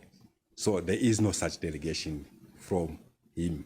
Yes. So what he is relying on is this provision, subsection 2.1, to say that, well, these powers were delegated in terms of this particular section under the regulation. This is where the delegation comes in, and this is what he relies on for his delegation. The Now, regulation. Yes, that's what he relied on, the regulation, that this is the delegation of powers. Is it not partly that maybe his evidence was to say, whereas the law allows for delegation, there was a standing practice in the ministry of functions that were already delegated, and when he was appointed, he just continued on that basis of those functions, whereas that provision was already there. Yes, yes, Your Lordship. In Yes. fact, that was his evidence. Okay. But in support of that evidence, he relied on this particular provision. Oh, okay. That is why I have to take it up with him as to why he relied on this particular provision. Oh, no, it's fine. He also answered, and Yes. unless there's anything that he may want to, Mr. Esau, maybe if there's anything that you may want to say finally on this issue, you may do so. Otherwise, it can be for counsel to argue at the end of the day. Let me hear Mr. Biekas. As the President, Your Lordship. I'm also a bit confused between, particularly in light of the to and fro now between your lordship and Mr. Lutebese. If he can then just put his version to the witness. I know that that's the purpose of the examination to clarify any issues, but since your lordship also is not even clear what is his version that is put into the witness, he can just put it to the witness. There's no need for us to speculate. And then the witness will be able to answer to the version that is put to him instead of just now answering anything that he wants to add to that, since we don't know what that is. Mr. Biekas? It's cross-examination establishing that this specific case, why rely on of his delegation. If he has a different version on that, he can tell us what his version is. But that's what I wanted to establish. We could not let this matter go without establishing why he's relying on this particular section with regard to delegations. If he had testified in general without relying to this provision, this would not have come up. Yes, that's fine. Yes. He's Yes, prepared my lord. I see. to deal with that. I made reference to the doctrine of the law of succession. I came in as a minister after the late Dr. Yambo, Abraham Yambo. I have not changed any fisheries management systems. I've never changed that. And I was not, in fact, thinking of changing that management system which was developed for many years I was a cabinet minister of the governing party, not from an opposition party, to come and change things. I have seen that we have been winning a lot of awards, international, in terms of the management of our marine resources. And in the context of that very recognition by the international community that we have achieved the proper, prudent management in our but why was I there to sign or to change, in fact, or transform any system? I was just continuing on the legacy that was built by my predecessor. So the doctrine of the law of succession was in play. Okay. Maybe further to that, how I understand his question is, you were saying that you continuing on what was happening, Yes, yes, on the basis of what was established, that is supported by the regulation that is referring to. Correct, my lord. Okay.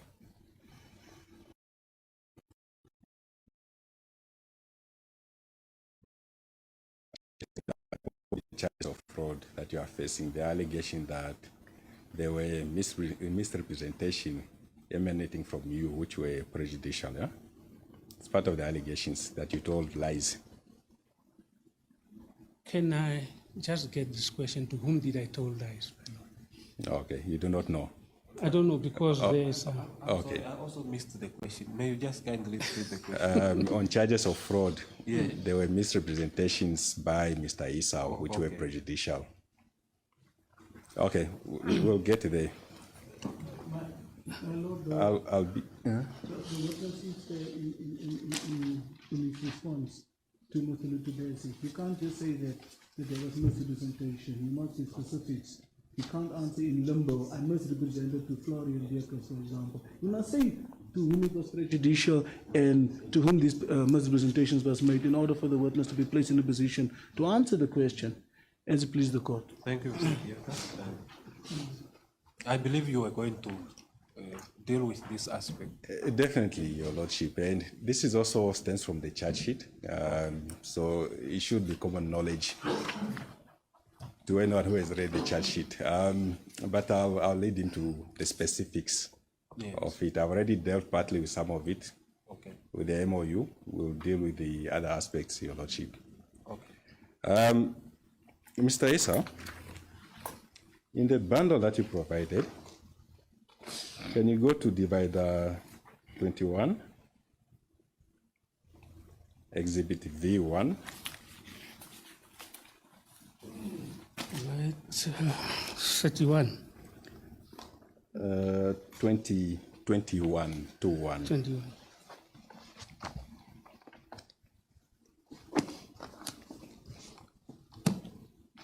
Two is W1. Yeah.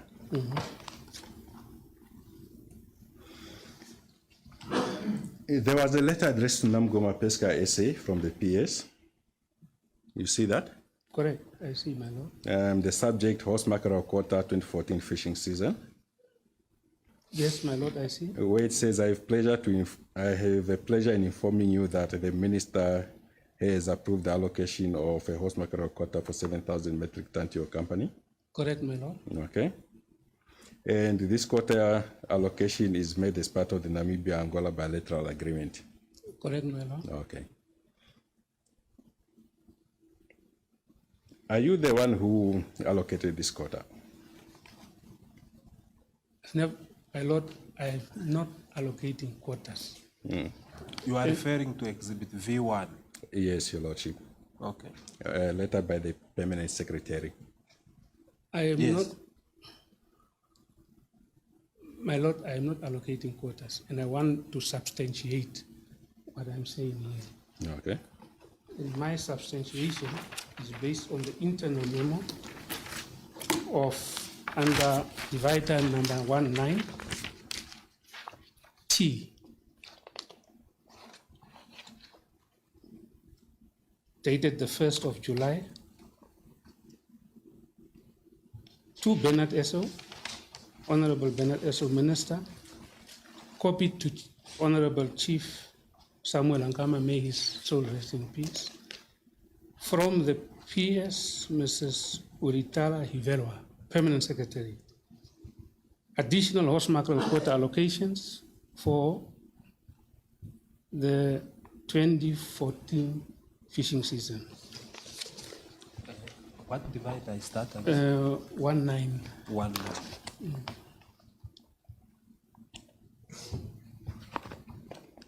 Yes. I'm substantiating the fact that I am not allocating quotas. This internal memorandum proposed allocation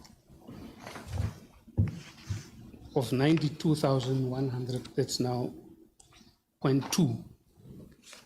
I don't want to read the introduction part of it. Under point 2, allocation of 42 metric tons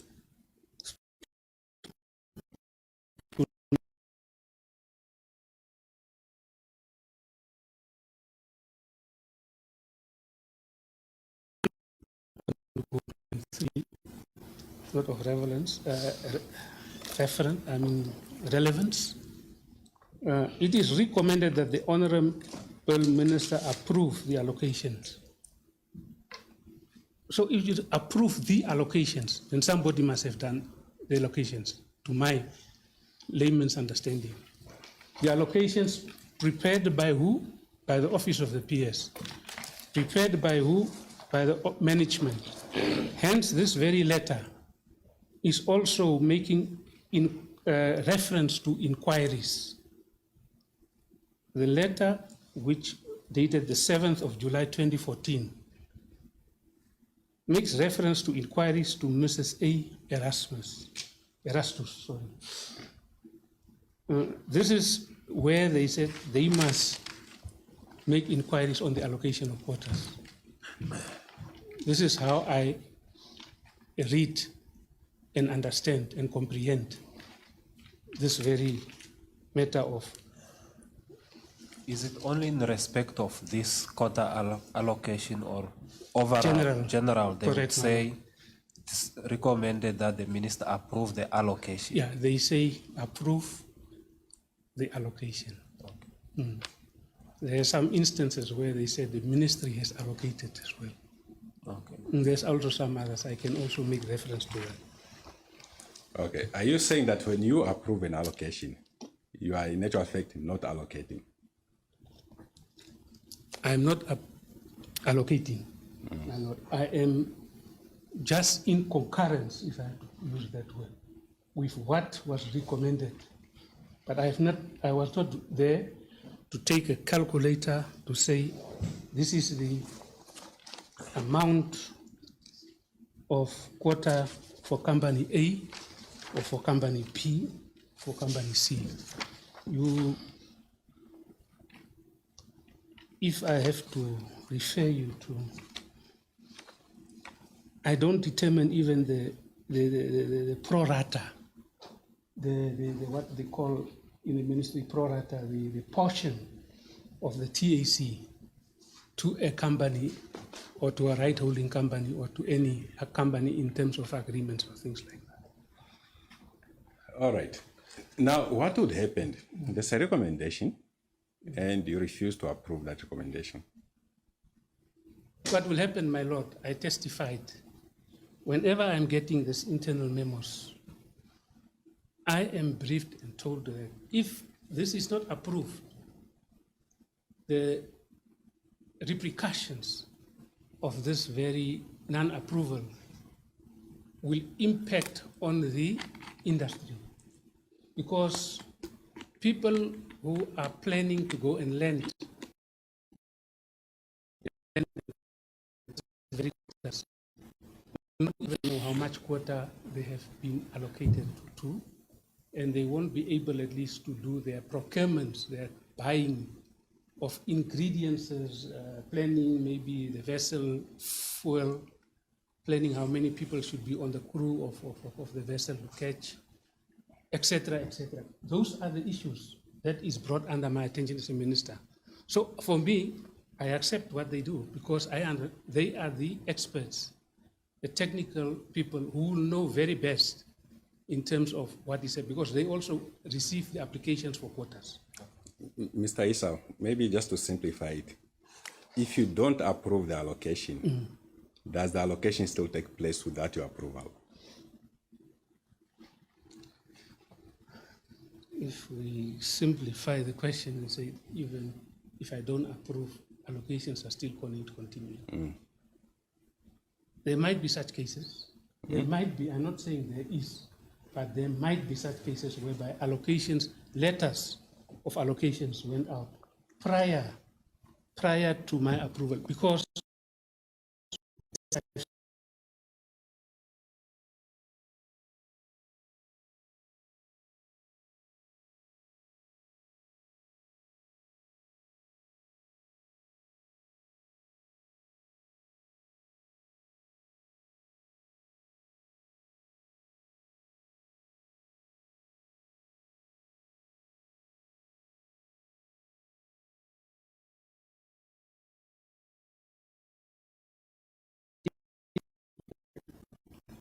go to a letter in under the very same 21, divider 21. There's a letter,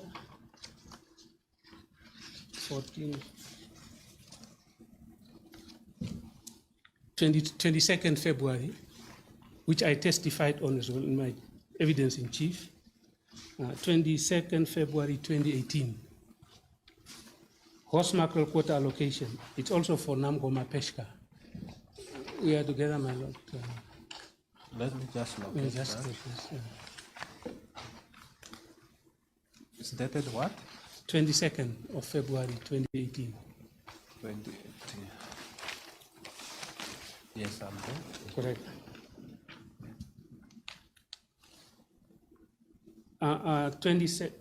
To Ricardo Gustavo, Director Pesca SA, Luanda.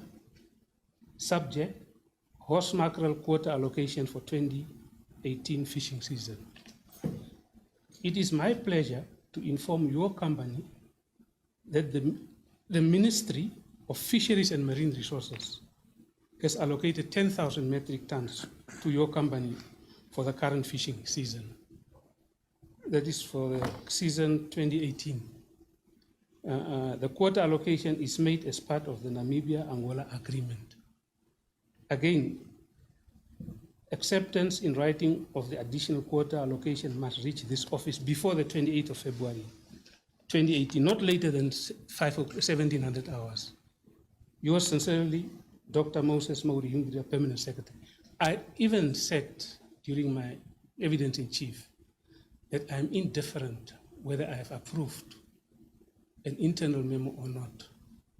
So I'm saying that allocations are not per se, are not in fact done by the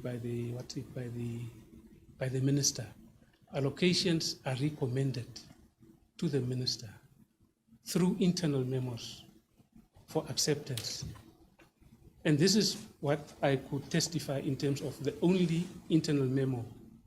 But all the other internal memoranda were not in fact availed or disclosed by the state in these investigations. All right, can you answer the question now? Yes. If you don't approve an allocation, does the allocation still take place? This can be an example of an allocation taking place without approval of any. Okay. So according to your version, this allocation, you do not approve this? My lord, I'm indifferent. I don't, because I cannot recall of signing any internal memo with regard to this. There are also other internal memos which was in fact issued on quotas, not internal, I mean letters, not internal, but letters issued to right holders and non-right holders or whatever, even this one of 28 December 2018, it makes reference to the Ministry of Fisheries and Marine Resources. No reference is made whether the minister approves or not. So I am not signing, I cannot attest to the signing of any memoranda in terms of these very letters here. I cannot attest, unless they avail, they disclose. Did I hear you say that there were instances that the PS office would have communicated to the entity that is awarded the quota before it reaches you? Correct. On the question that he asked. Yes, you. yes, my lord, yes. Oh, okay. This is what it is. It Okay. could have happened that they issued these letters before reaching me.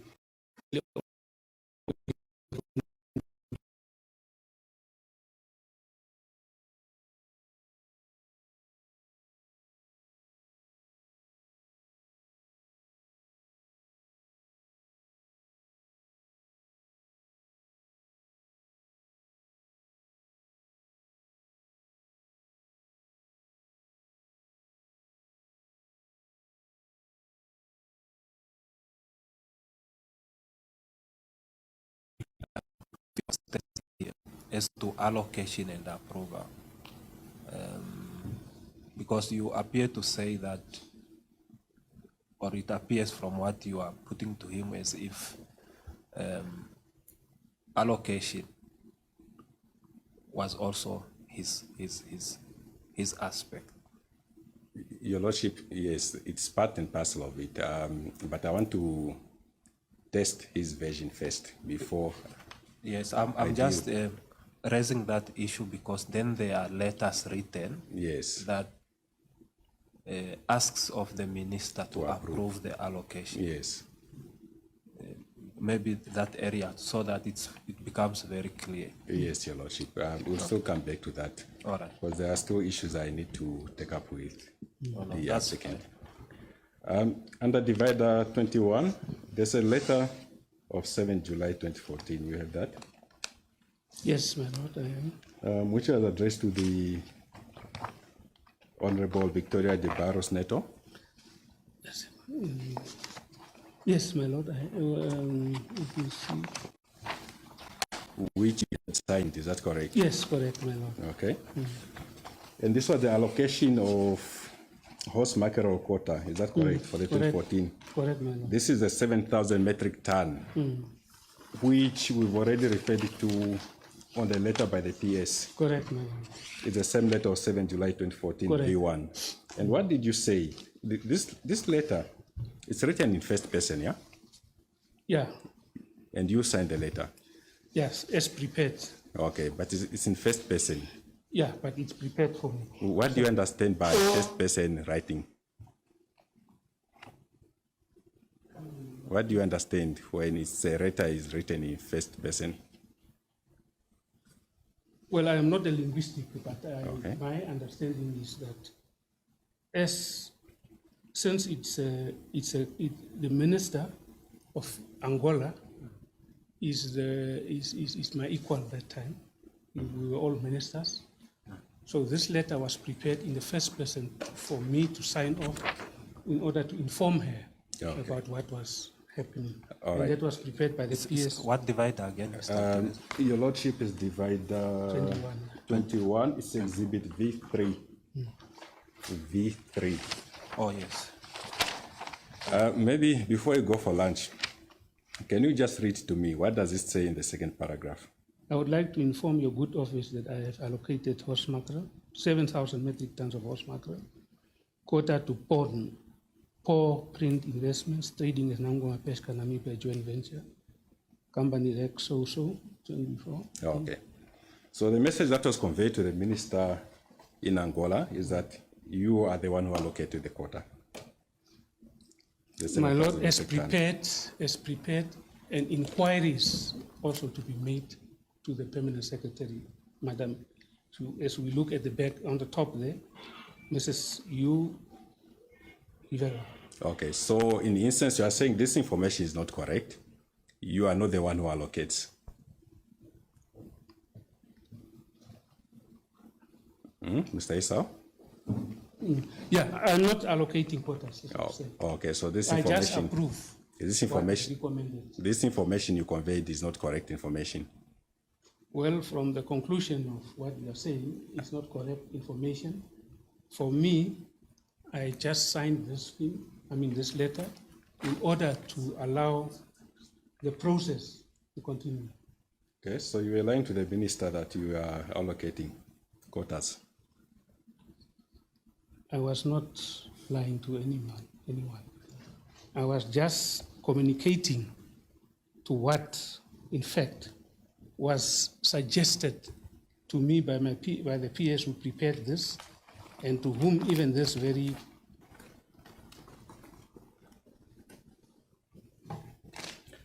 Can you just take us to divider 18 of your file, the same file that you've been using, file 1?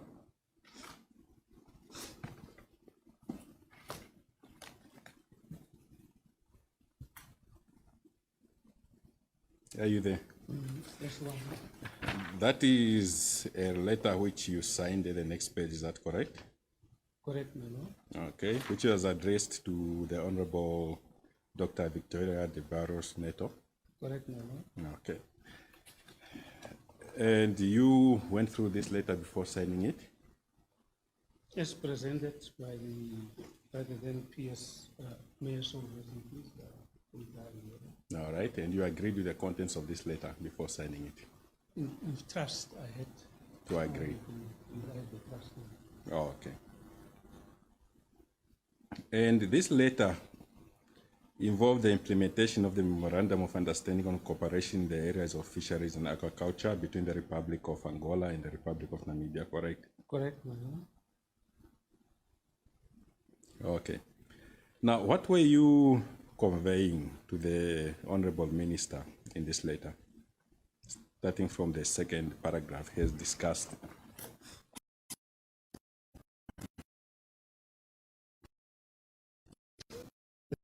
I cannot take the second paragraph without contextualizing the first paragraph. Okay, then it's fine. You can read the whole paragraphs from the first. Because I have to contextualize in view of my visit. Once again, I wish to thank you, honorable colleague, for the invitation, the hospitality accorded to me and my delegation during my just ended visit, and look forward to a productive collaboration between our two sister ministries and countries. And that's within the context of the agreement.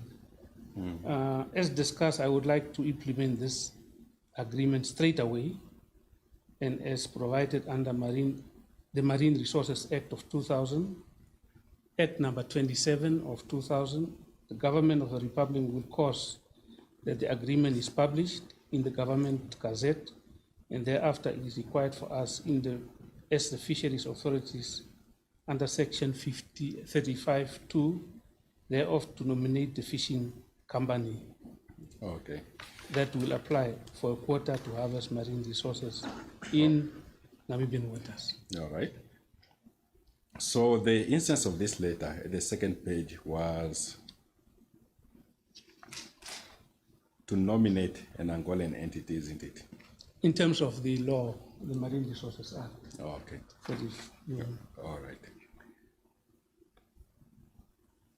What you had presented to the minister at the time, in the second paragraph, is that the government of the Republic of Namibia will cause for the agreement, that the agreement is published in the government gazette, and thereafter, it is required for us as the fisheries authorities under section 35(2) thereof to nominate a fishing company. You see that?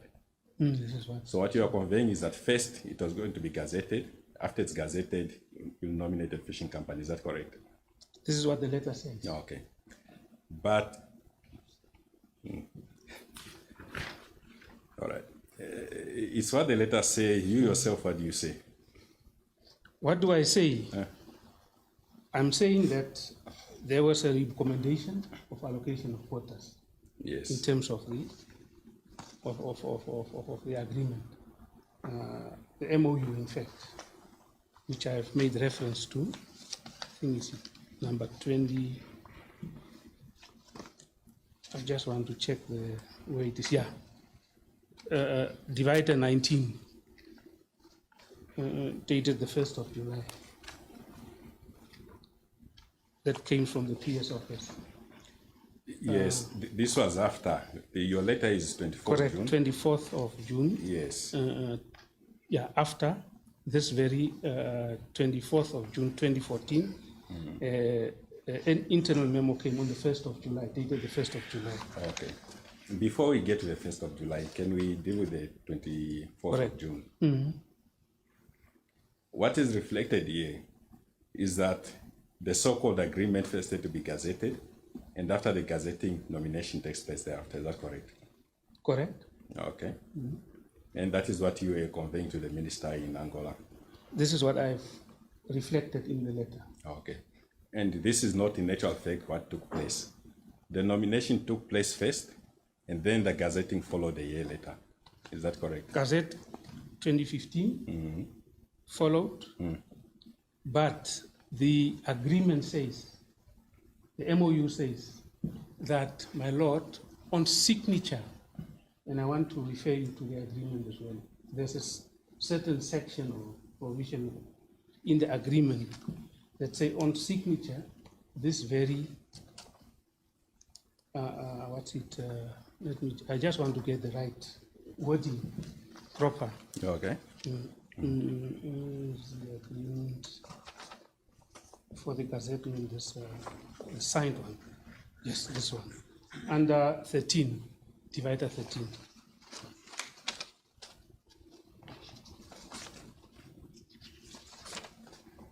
Article.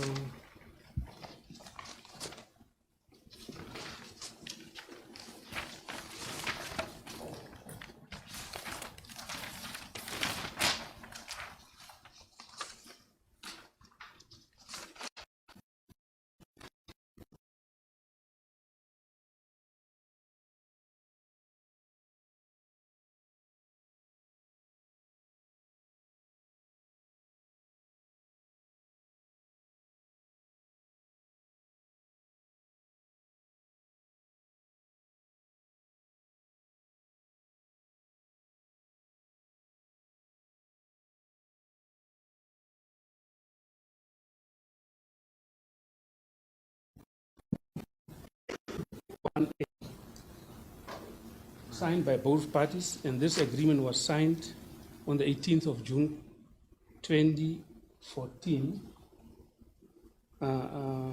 by myself and by my counterpart, the Minister of Fisheries in Angola at that time.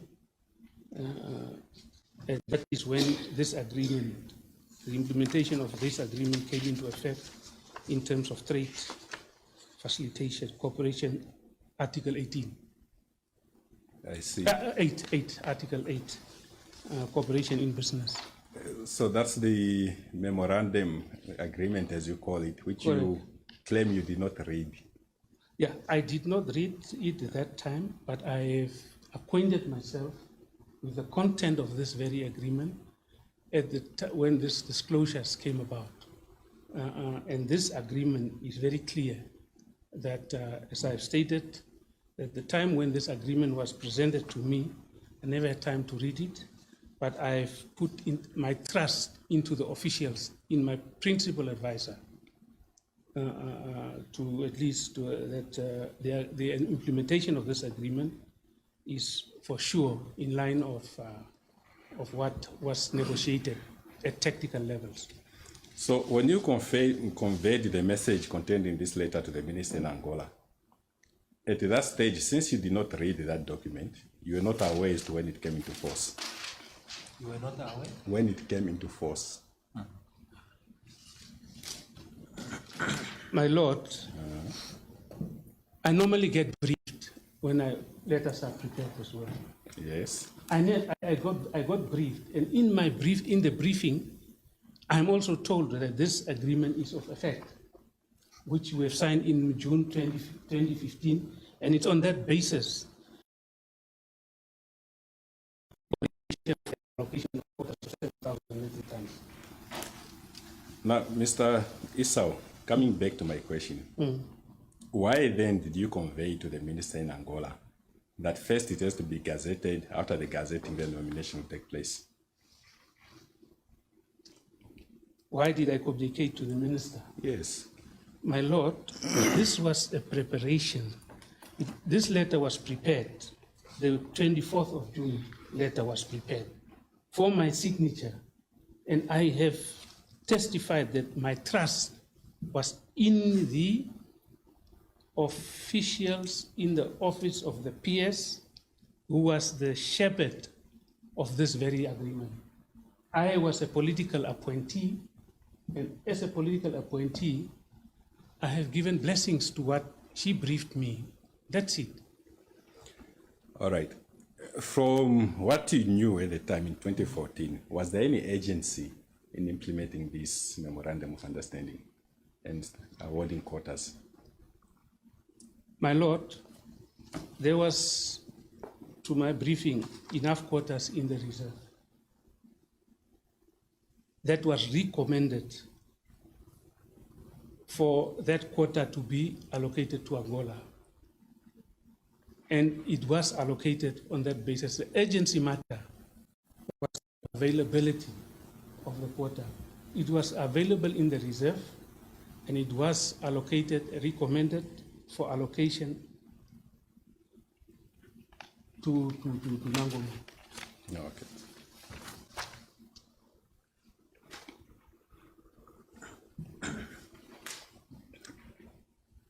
Now, who nominated Namgoma Pesca to be a recipient of quotas from Namibia?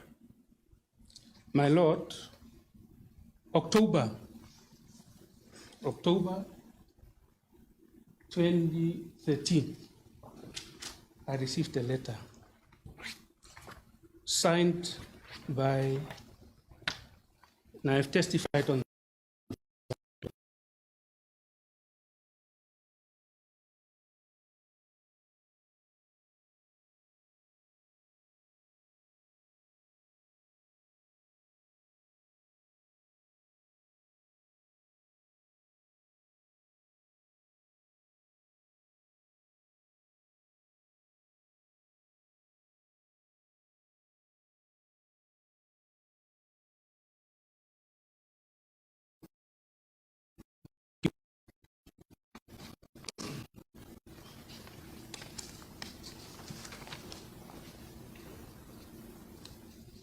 there's a copy which was, I can't find that copy, but that copy was signed by both Saki Shangala and Francisco Antonio.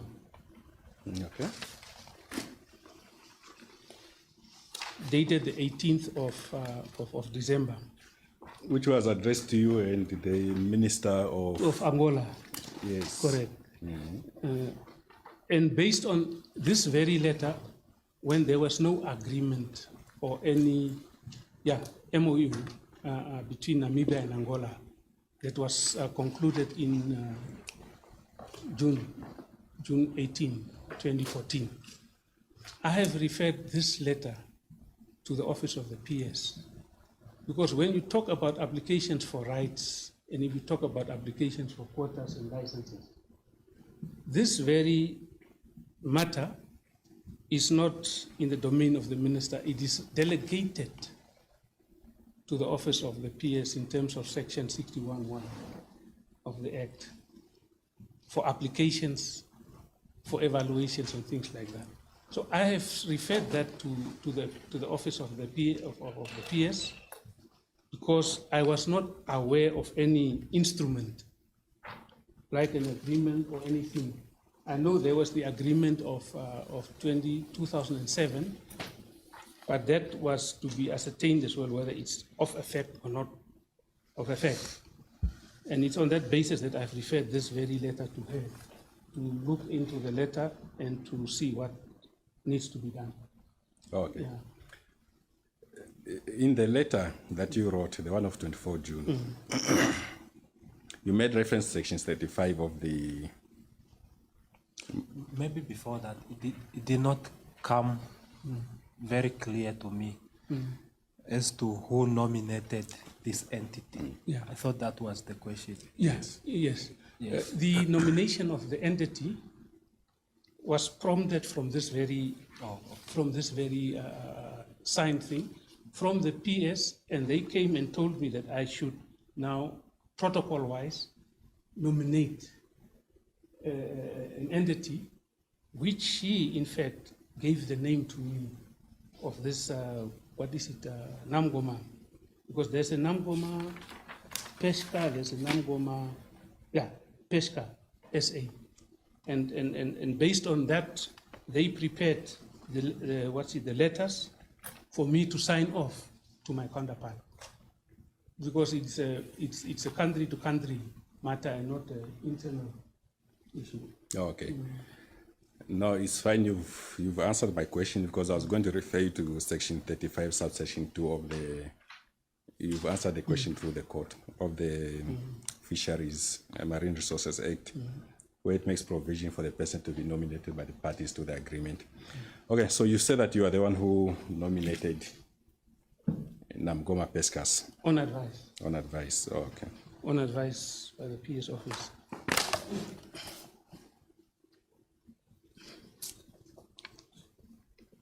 And this Namgoma Pescas SA, as you were advised, it was an entity based in Angola?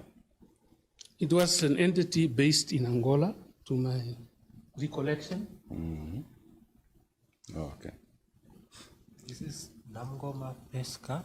SA. Yes, from his understanding, it was based in Angola. The one for Namibia is Namgoma Pescas, Namibia. Namibia. And Namgoma Pescas Limitada. We'll get to it, Your Lordship. Yeah, just wanted to.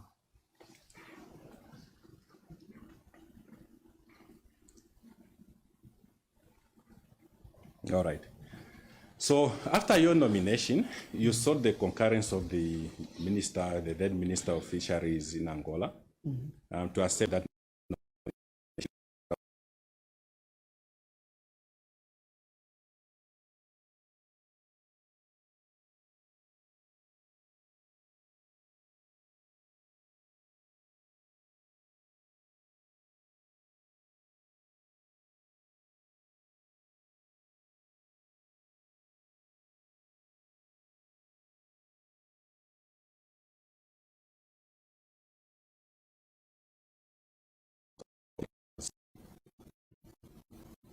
It's not correct that You could not nominate an entity in Angola to receive quotas. Because that's what you, in essence, you did. You nominated the entity in Angola. This is what was advised, and this is what was proposed Yes. or recommended for me, and that's how I signed this very letter of nomination. All right. Back to my question. It's not correct that you could not nominate an entity in Angola to receive the quotas. It's not correct That you I could not- could nominate. You could not nominate. You are looking at a lawyer. Do you want him to answer for you? I'm not here to answer this is this. a- But it's a bit of a semantics tongue one. twister, the manner within which you answered the question, and the witness doesn't understand. But I'll repeat the question. I'll repeat the question. Do you want me to repeat the question? Repeat. All right. Okay. It is not correct that you could not nominate an entity in Angola to receive quotas. So, yeah, it's a very difficult. It's a difficult question. It's a difficult one because I could not nominate. Because we have a letter here where you are nominating. I'm saying because I was advised to nominate, my lord. Yes. I was advised to nominate with the recommendation of the company. Okay. Yeah. And you are advised, you accepted the advice and you nominated. I accepted the advice and I nominated the recommended. Yes. The recommended. Your letter is clear. Mr. Esau, let's not go back and forth on the recommendations and whatnot. Your letter is clear. At the second page, I seek your concurrence, Honorable Minister. It goes on there to say that we nominate the Angolan fishing entity, Namgoma Pesca SA, or its nominee in conjunction with the Namibian. Isn't that so? Yes, and I want to get back to the letter, where is page divider? Assist him with As the divider. divider. Where is the letter? It's the same divider, divider 18. 1.8. Yes.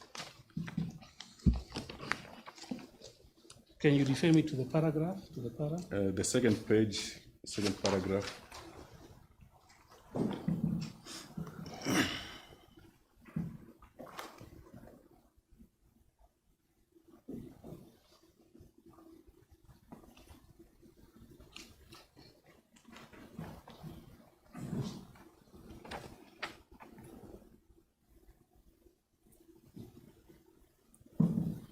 Yes, I am together with the para. I therefore seek your concurrence, Honorable Minister, that pursuant to Article 8 of the MOU, in fisheries and aquaculture, we nominate the Angolan entity, Namgoma Pesca, or its nominee in conjunction with the Namibian fishing enterprise entity, Namgoma Pesca Namibia, to harvest marine in the, yes. Yes, Okay. no, I'm together with you. All right. So I think maybe my question is now clear. That it is not correct, you could not nominate an entity in Angola to receive quotas. I can nominate, my lord, Yes. in the context of recommendations by my principal advisor, who had a proper understanding of the cooperation agreement. From your evidence, that recommendation from the Namgoma Pesca, it came from Mr. Shangala. You said there was a letter which you received from Mr. Shangala, you forwarded to the PS, correct? Correct, it was. So that. it was a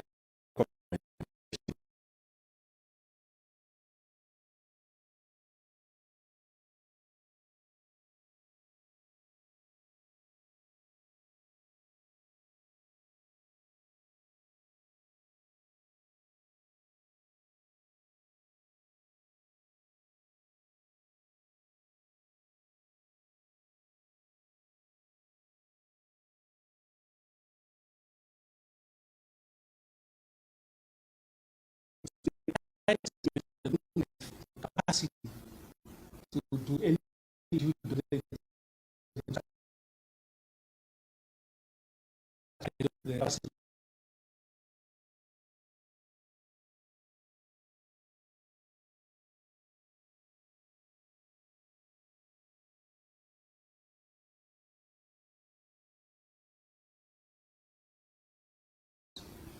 was responsible for the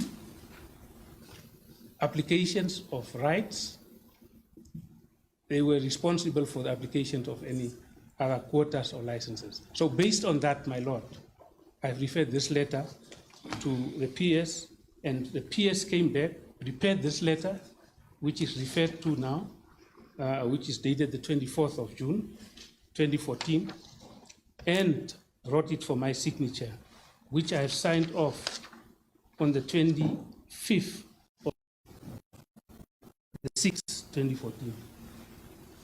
Are you saying the letter from Mr. Shangala was an application?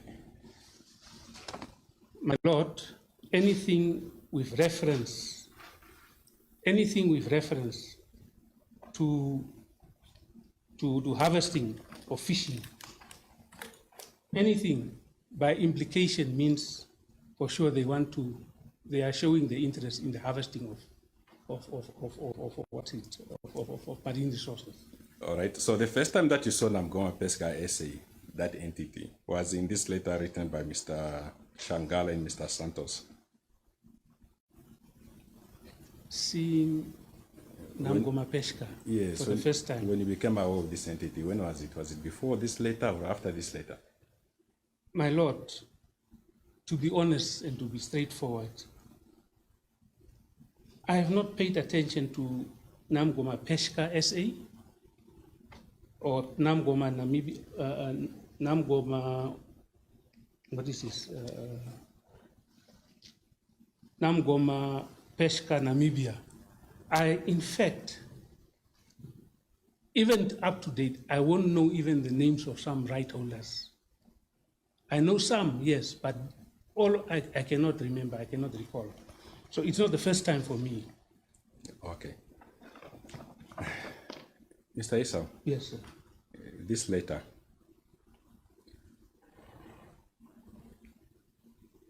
we'll come back to it in more detail, but based on what you've said now, you see that in the first paragraph there, he indicated that as you had requested of us, we now present to you attached here to confirmation that Namgoma Pesca SA has been set up in Angola as a joint venture company owned by Angolan and Namibian nationals, prepared to jointly exploit the marine resources of the contiguous coastline of the two countries. You see that?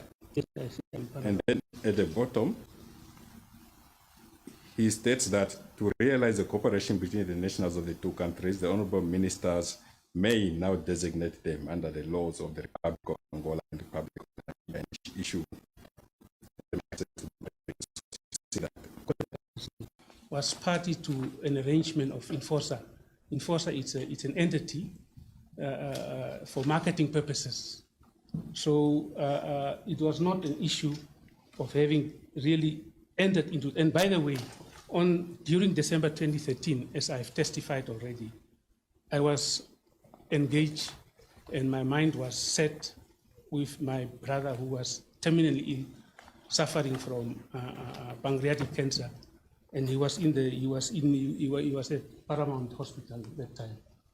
So when this letter came, I just referred the letter to the desk of the permanent secretary. They have souls rest in peace. All right, Mr. Esau, this is not your first bail application. You had a bail application in Magistrates Court, is that correct? I had a bail application in the absence of disclosures. Yes, where you provided an affidavit. Okay. Just want you to have a look at this document. One for the court.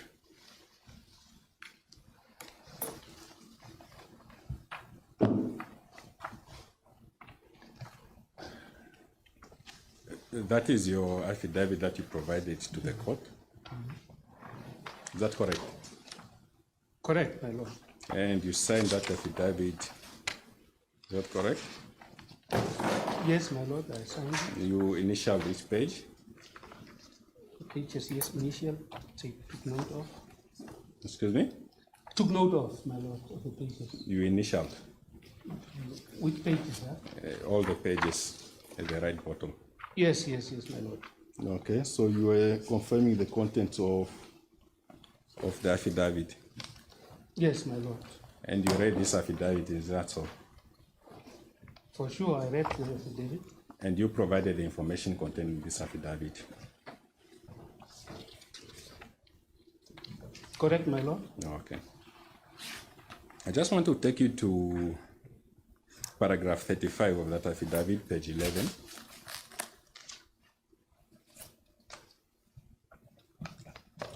Did you not give the record?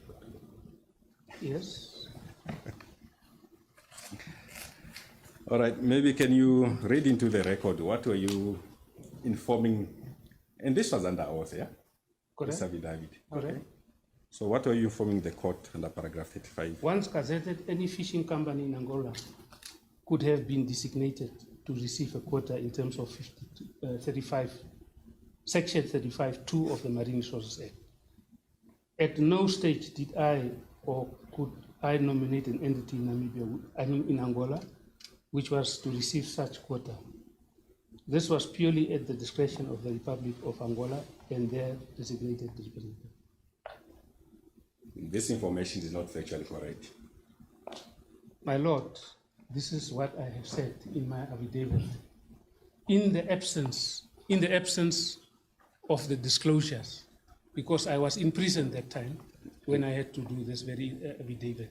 I was not out of prison, but I had, just because bailless agent?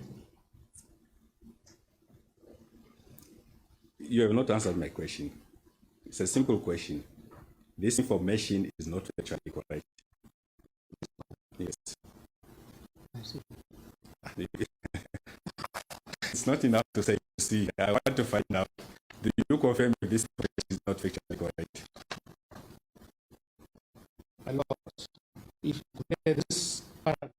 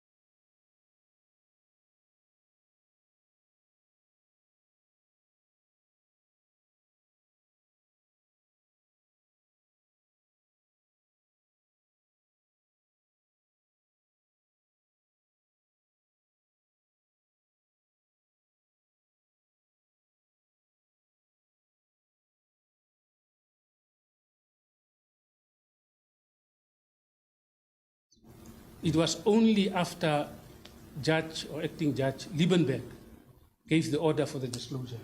And it's based on that one that I've prepared for this very bail application with new facts, to at least to present new facts, which in fact reveal the true picture of what happened. I see. When you were providing information in this affidavit, you were providing information that you yourself knew was happening at the ministry, isn't it? You were involved in these events, you were involved in the signing of the memorandum, so you knew what was happening, isn't that so?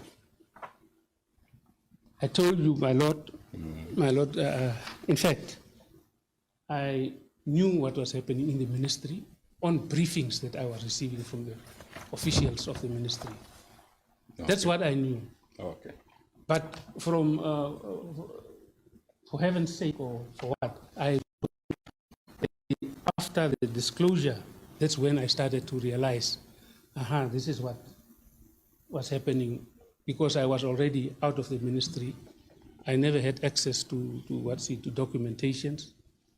So I had to do it in a rush basis to get me released from here and prepare myself for trial. Okay.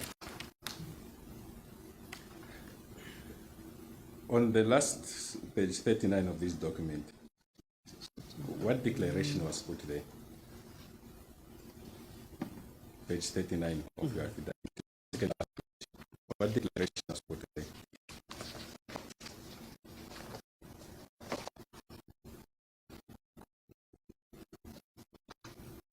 I hereby declare that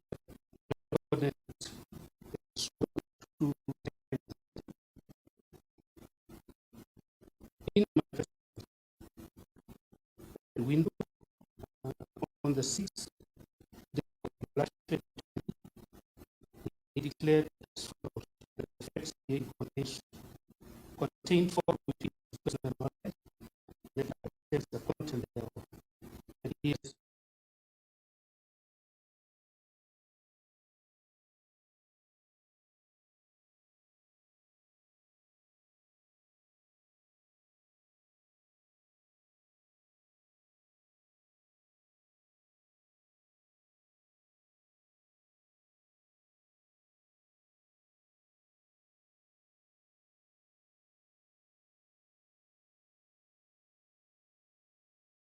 It's an exhibit, it's already an exhibit before court, you know. I'm just not sure about the earlier two documents that you submitted. You partly touched on the smaller bundle. Yes, Your Lordship. Those documents. You are still going to continue on that? I will, but not in respect of all the documents, because some of them are a duplication of what we already have here. This is why the cross-examination is primarily based on the file, which is already an exhibit. So there is somewhat of a duplication of some documents. Okay. What I intend to do is I'll produce that with the investigating officer when he testifies, but I'll refer to it in cross-examination of this witness, Your Lordship. No, that's My Lord, not to interrupt my learned friend, I do believe that my learned friend previously provided Your Lordship with a file. Not smaller bundles, he provided us with files at the previous appearance and documentation that he referred to. Because they took back the file from me and I'm just awaiting. I've requested on a number of occasions, kindly give me back the file because they wanted to index the file and some of those documentation have already been referred to. Just to ensure that they don't overlap. And obviously, since it's already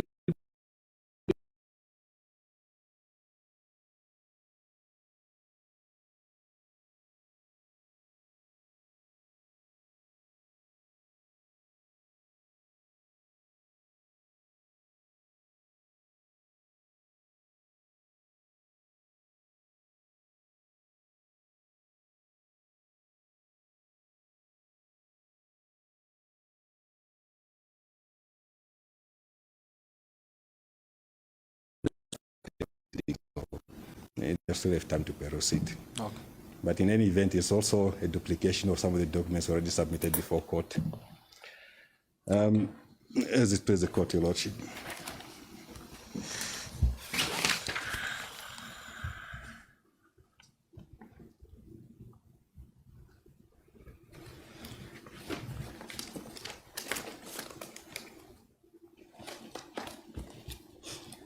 Mr. Esau, in your evidence, you had testified with regard to the letter under divider 18, dated 27 June 2014, signed by Ms. Hivelo.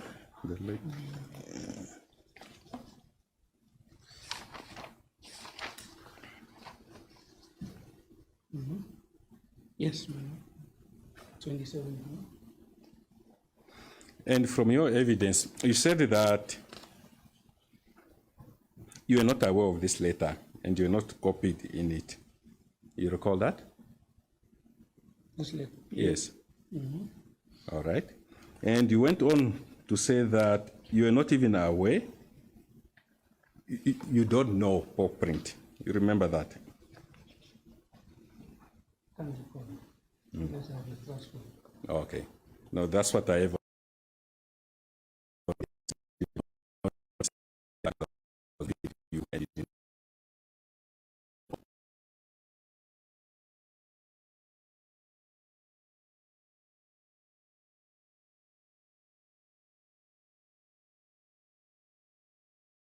In my evidence in chief. This very letter dated the 27th of June 2014. Nomination for horse mackerel quota allocation.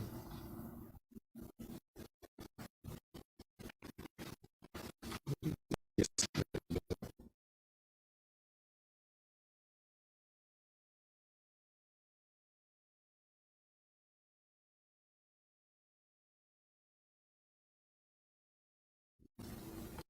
But I can't recall whether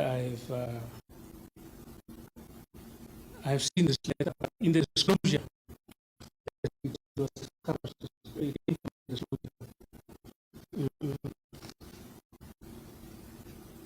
on the nomination for horse mackerel quota allocation to Popper. Now,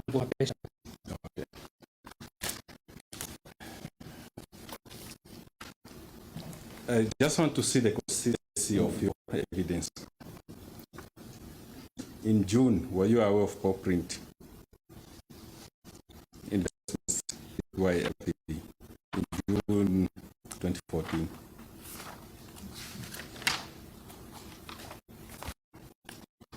June 2014.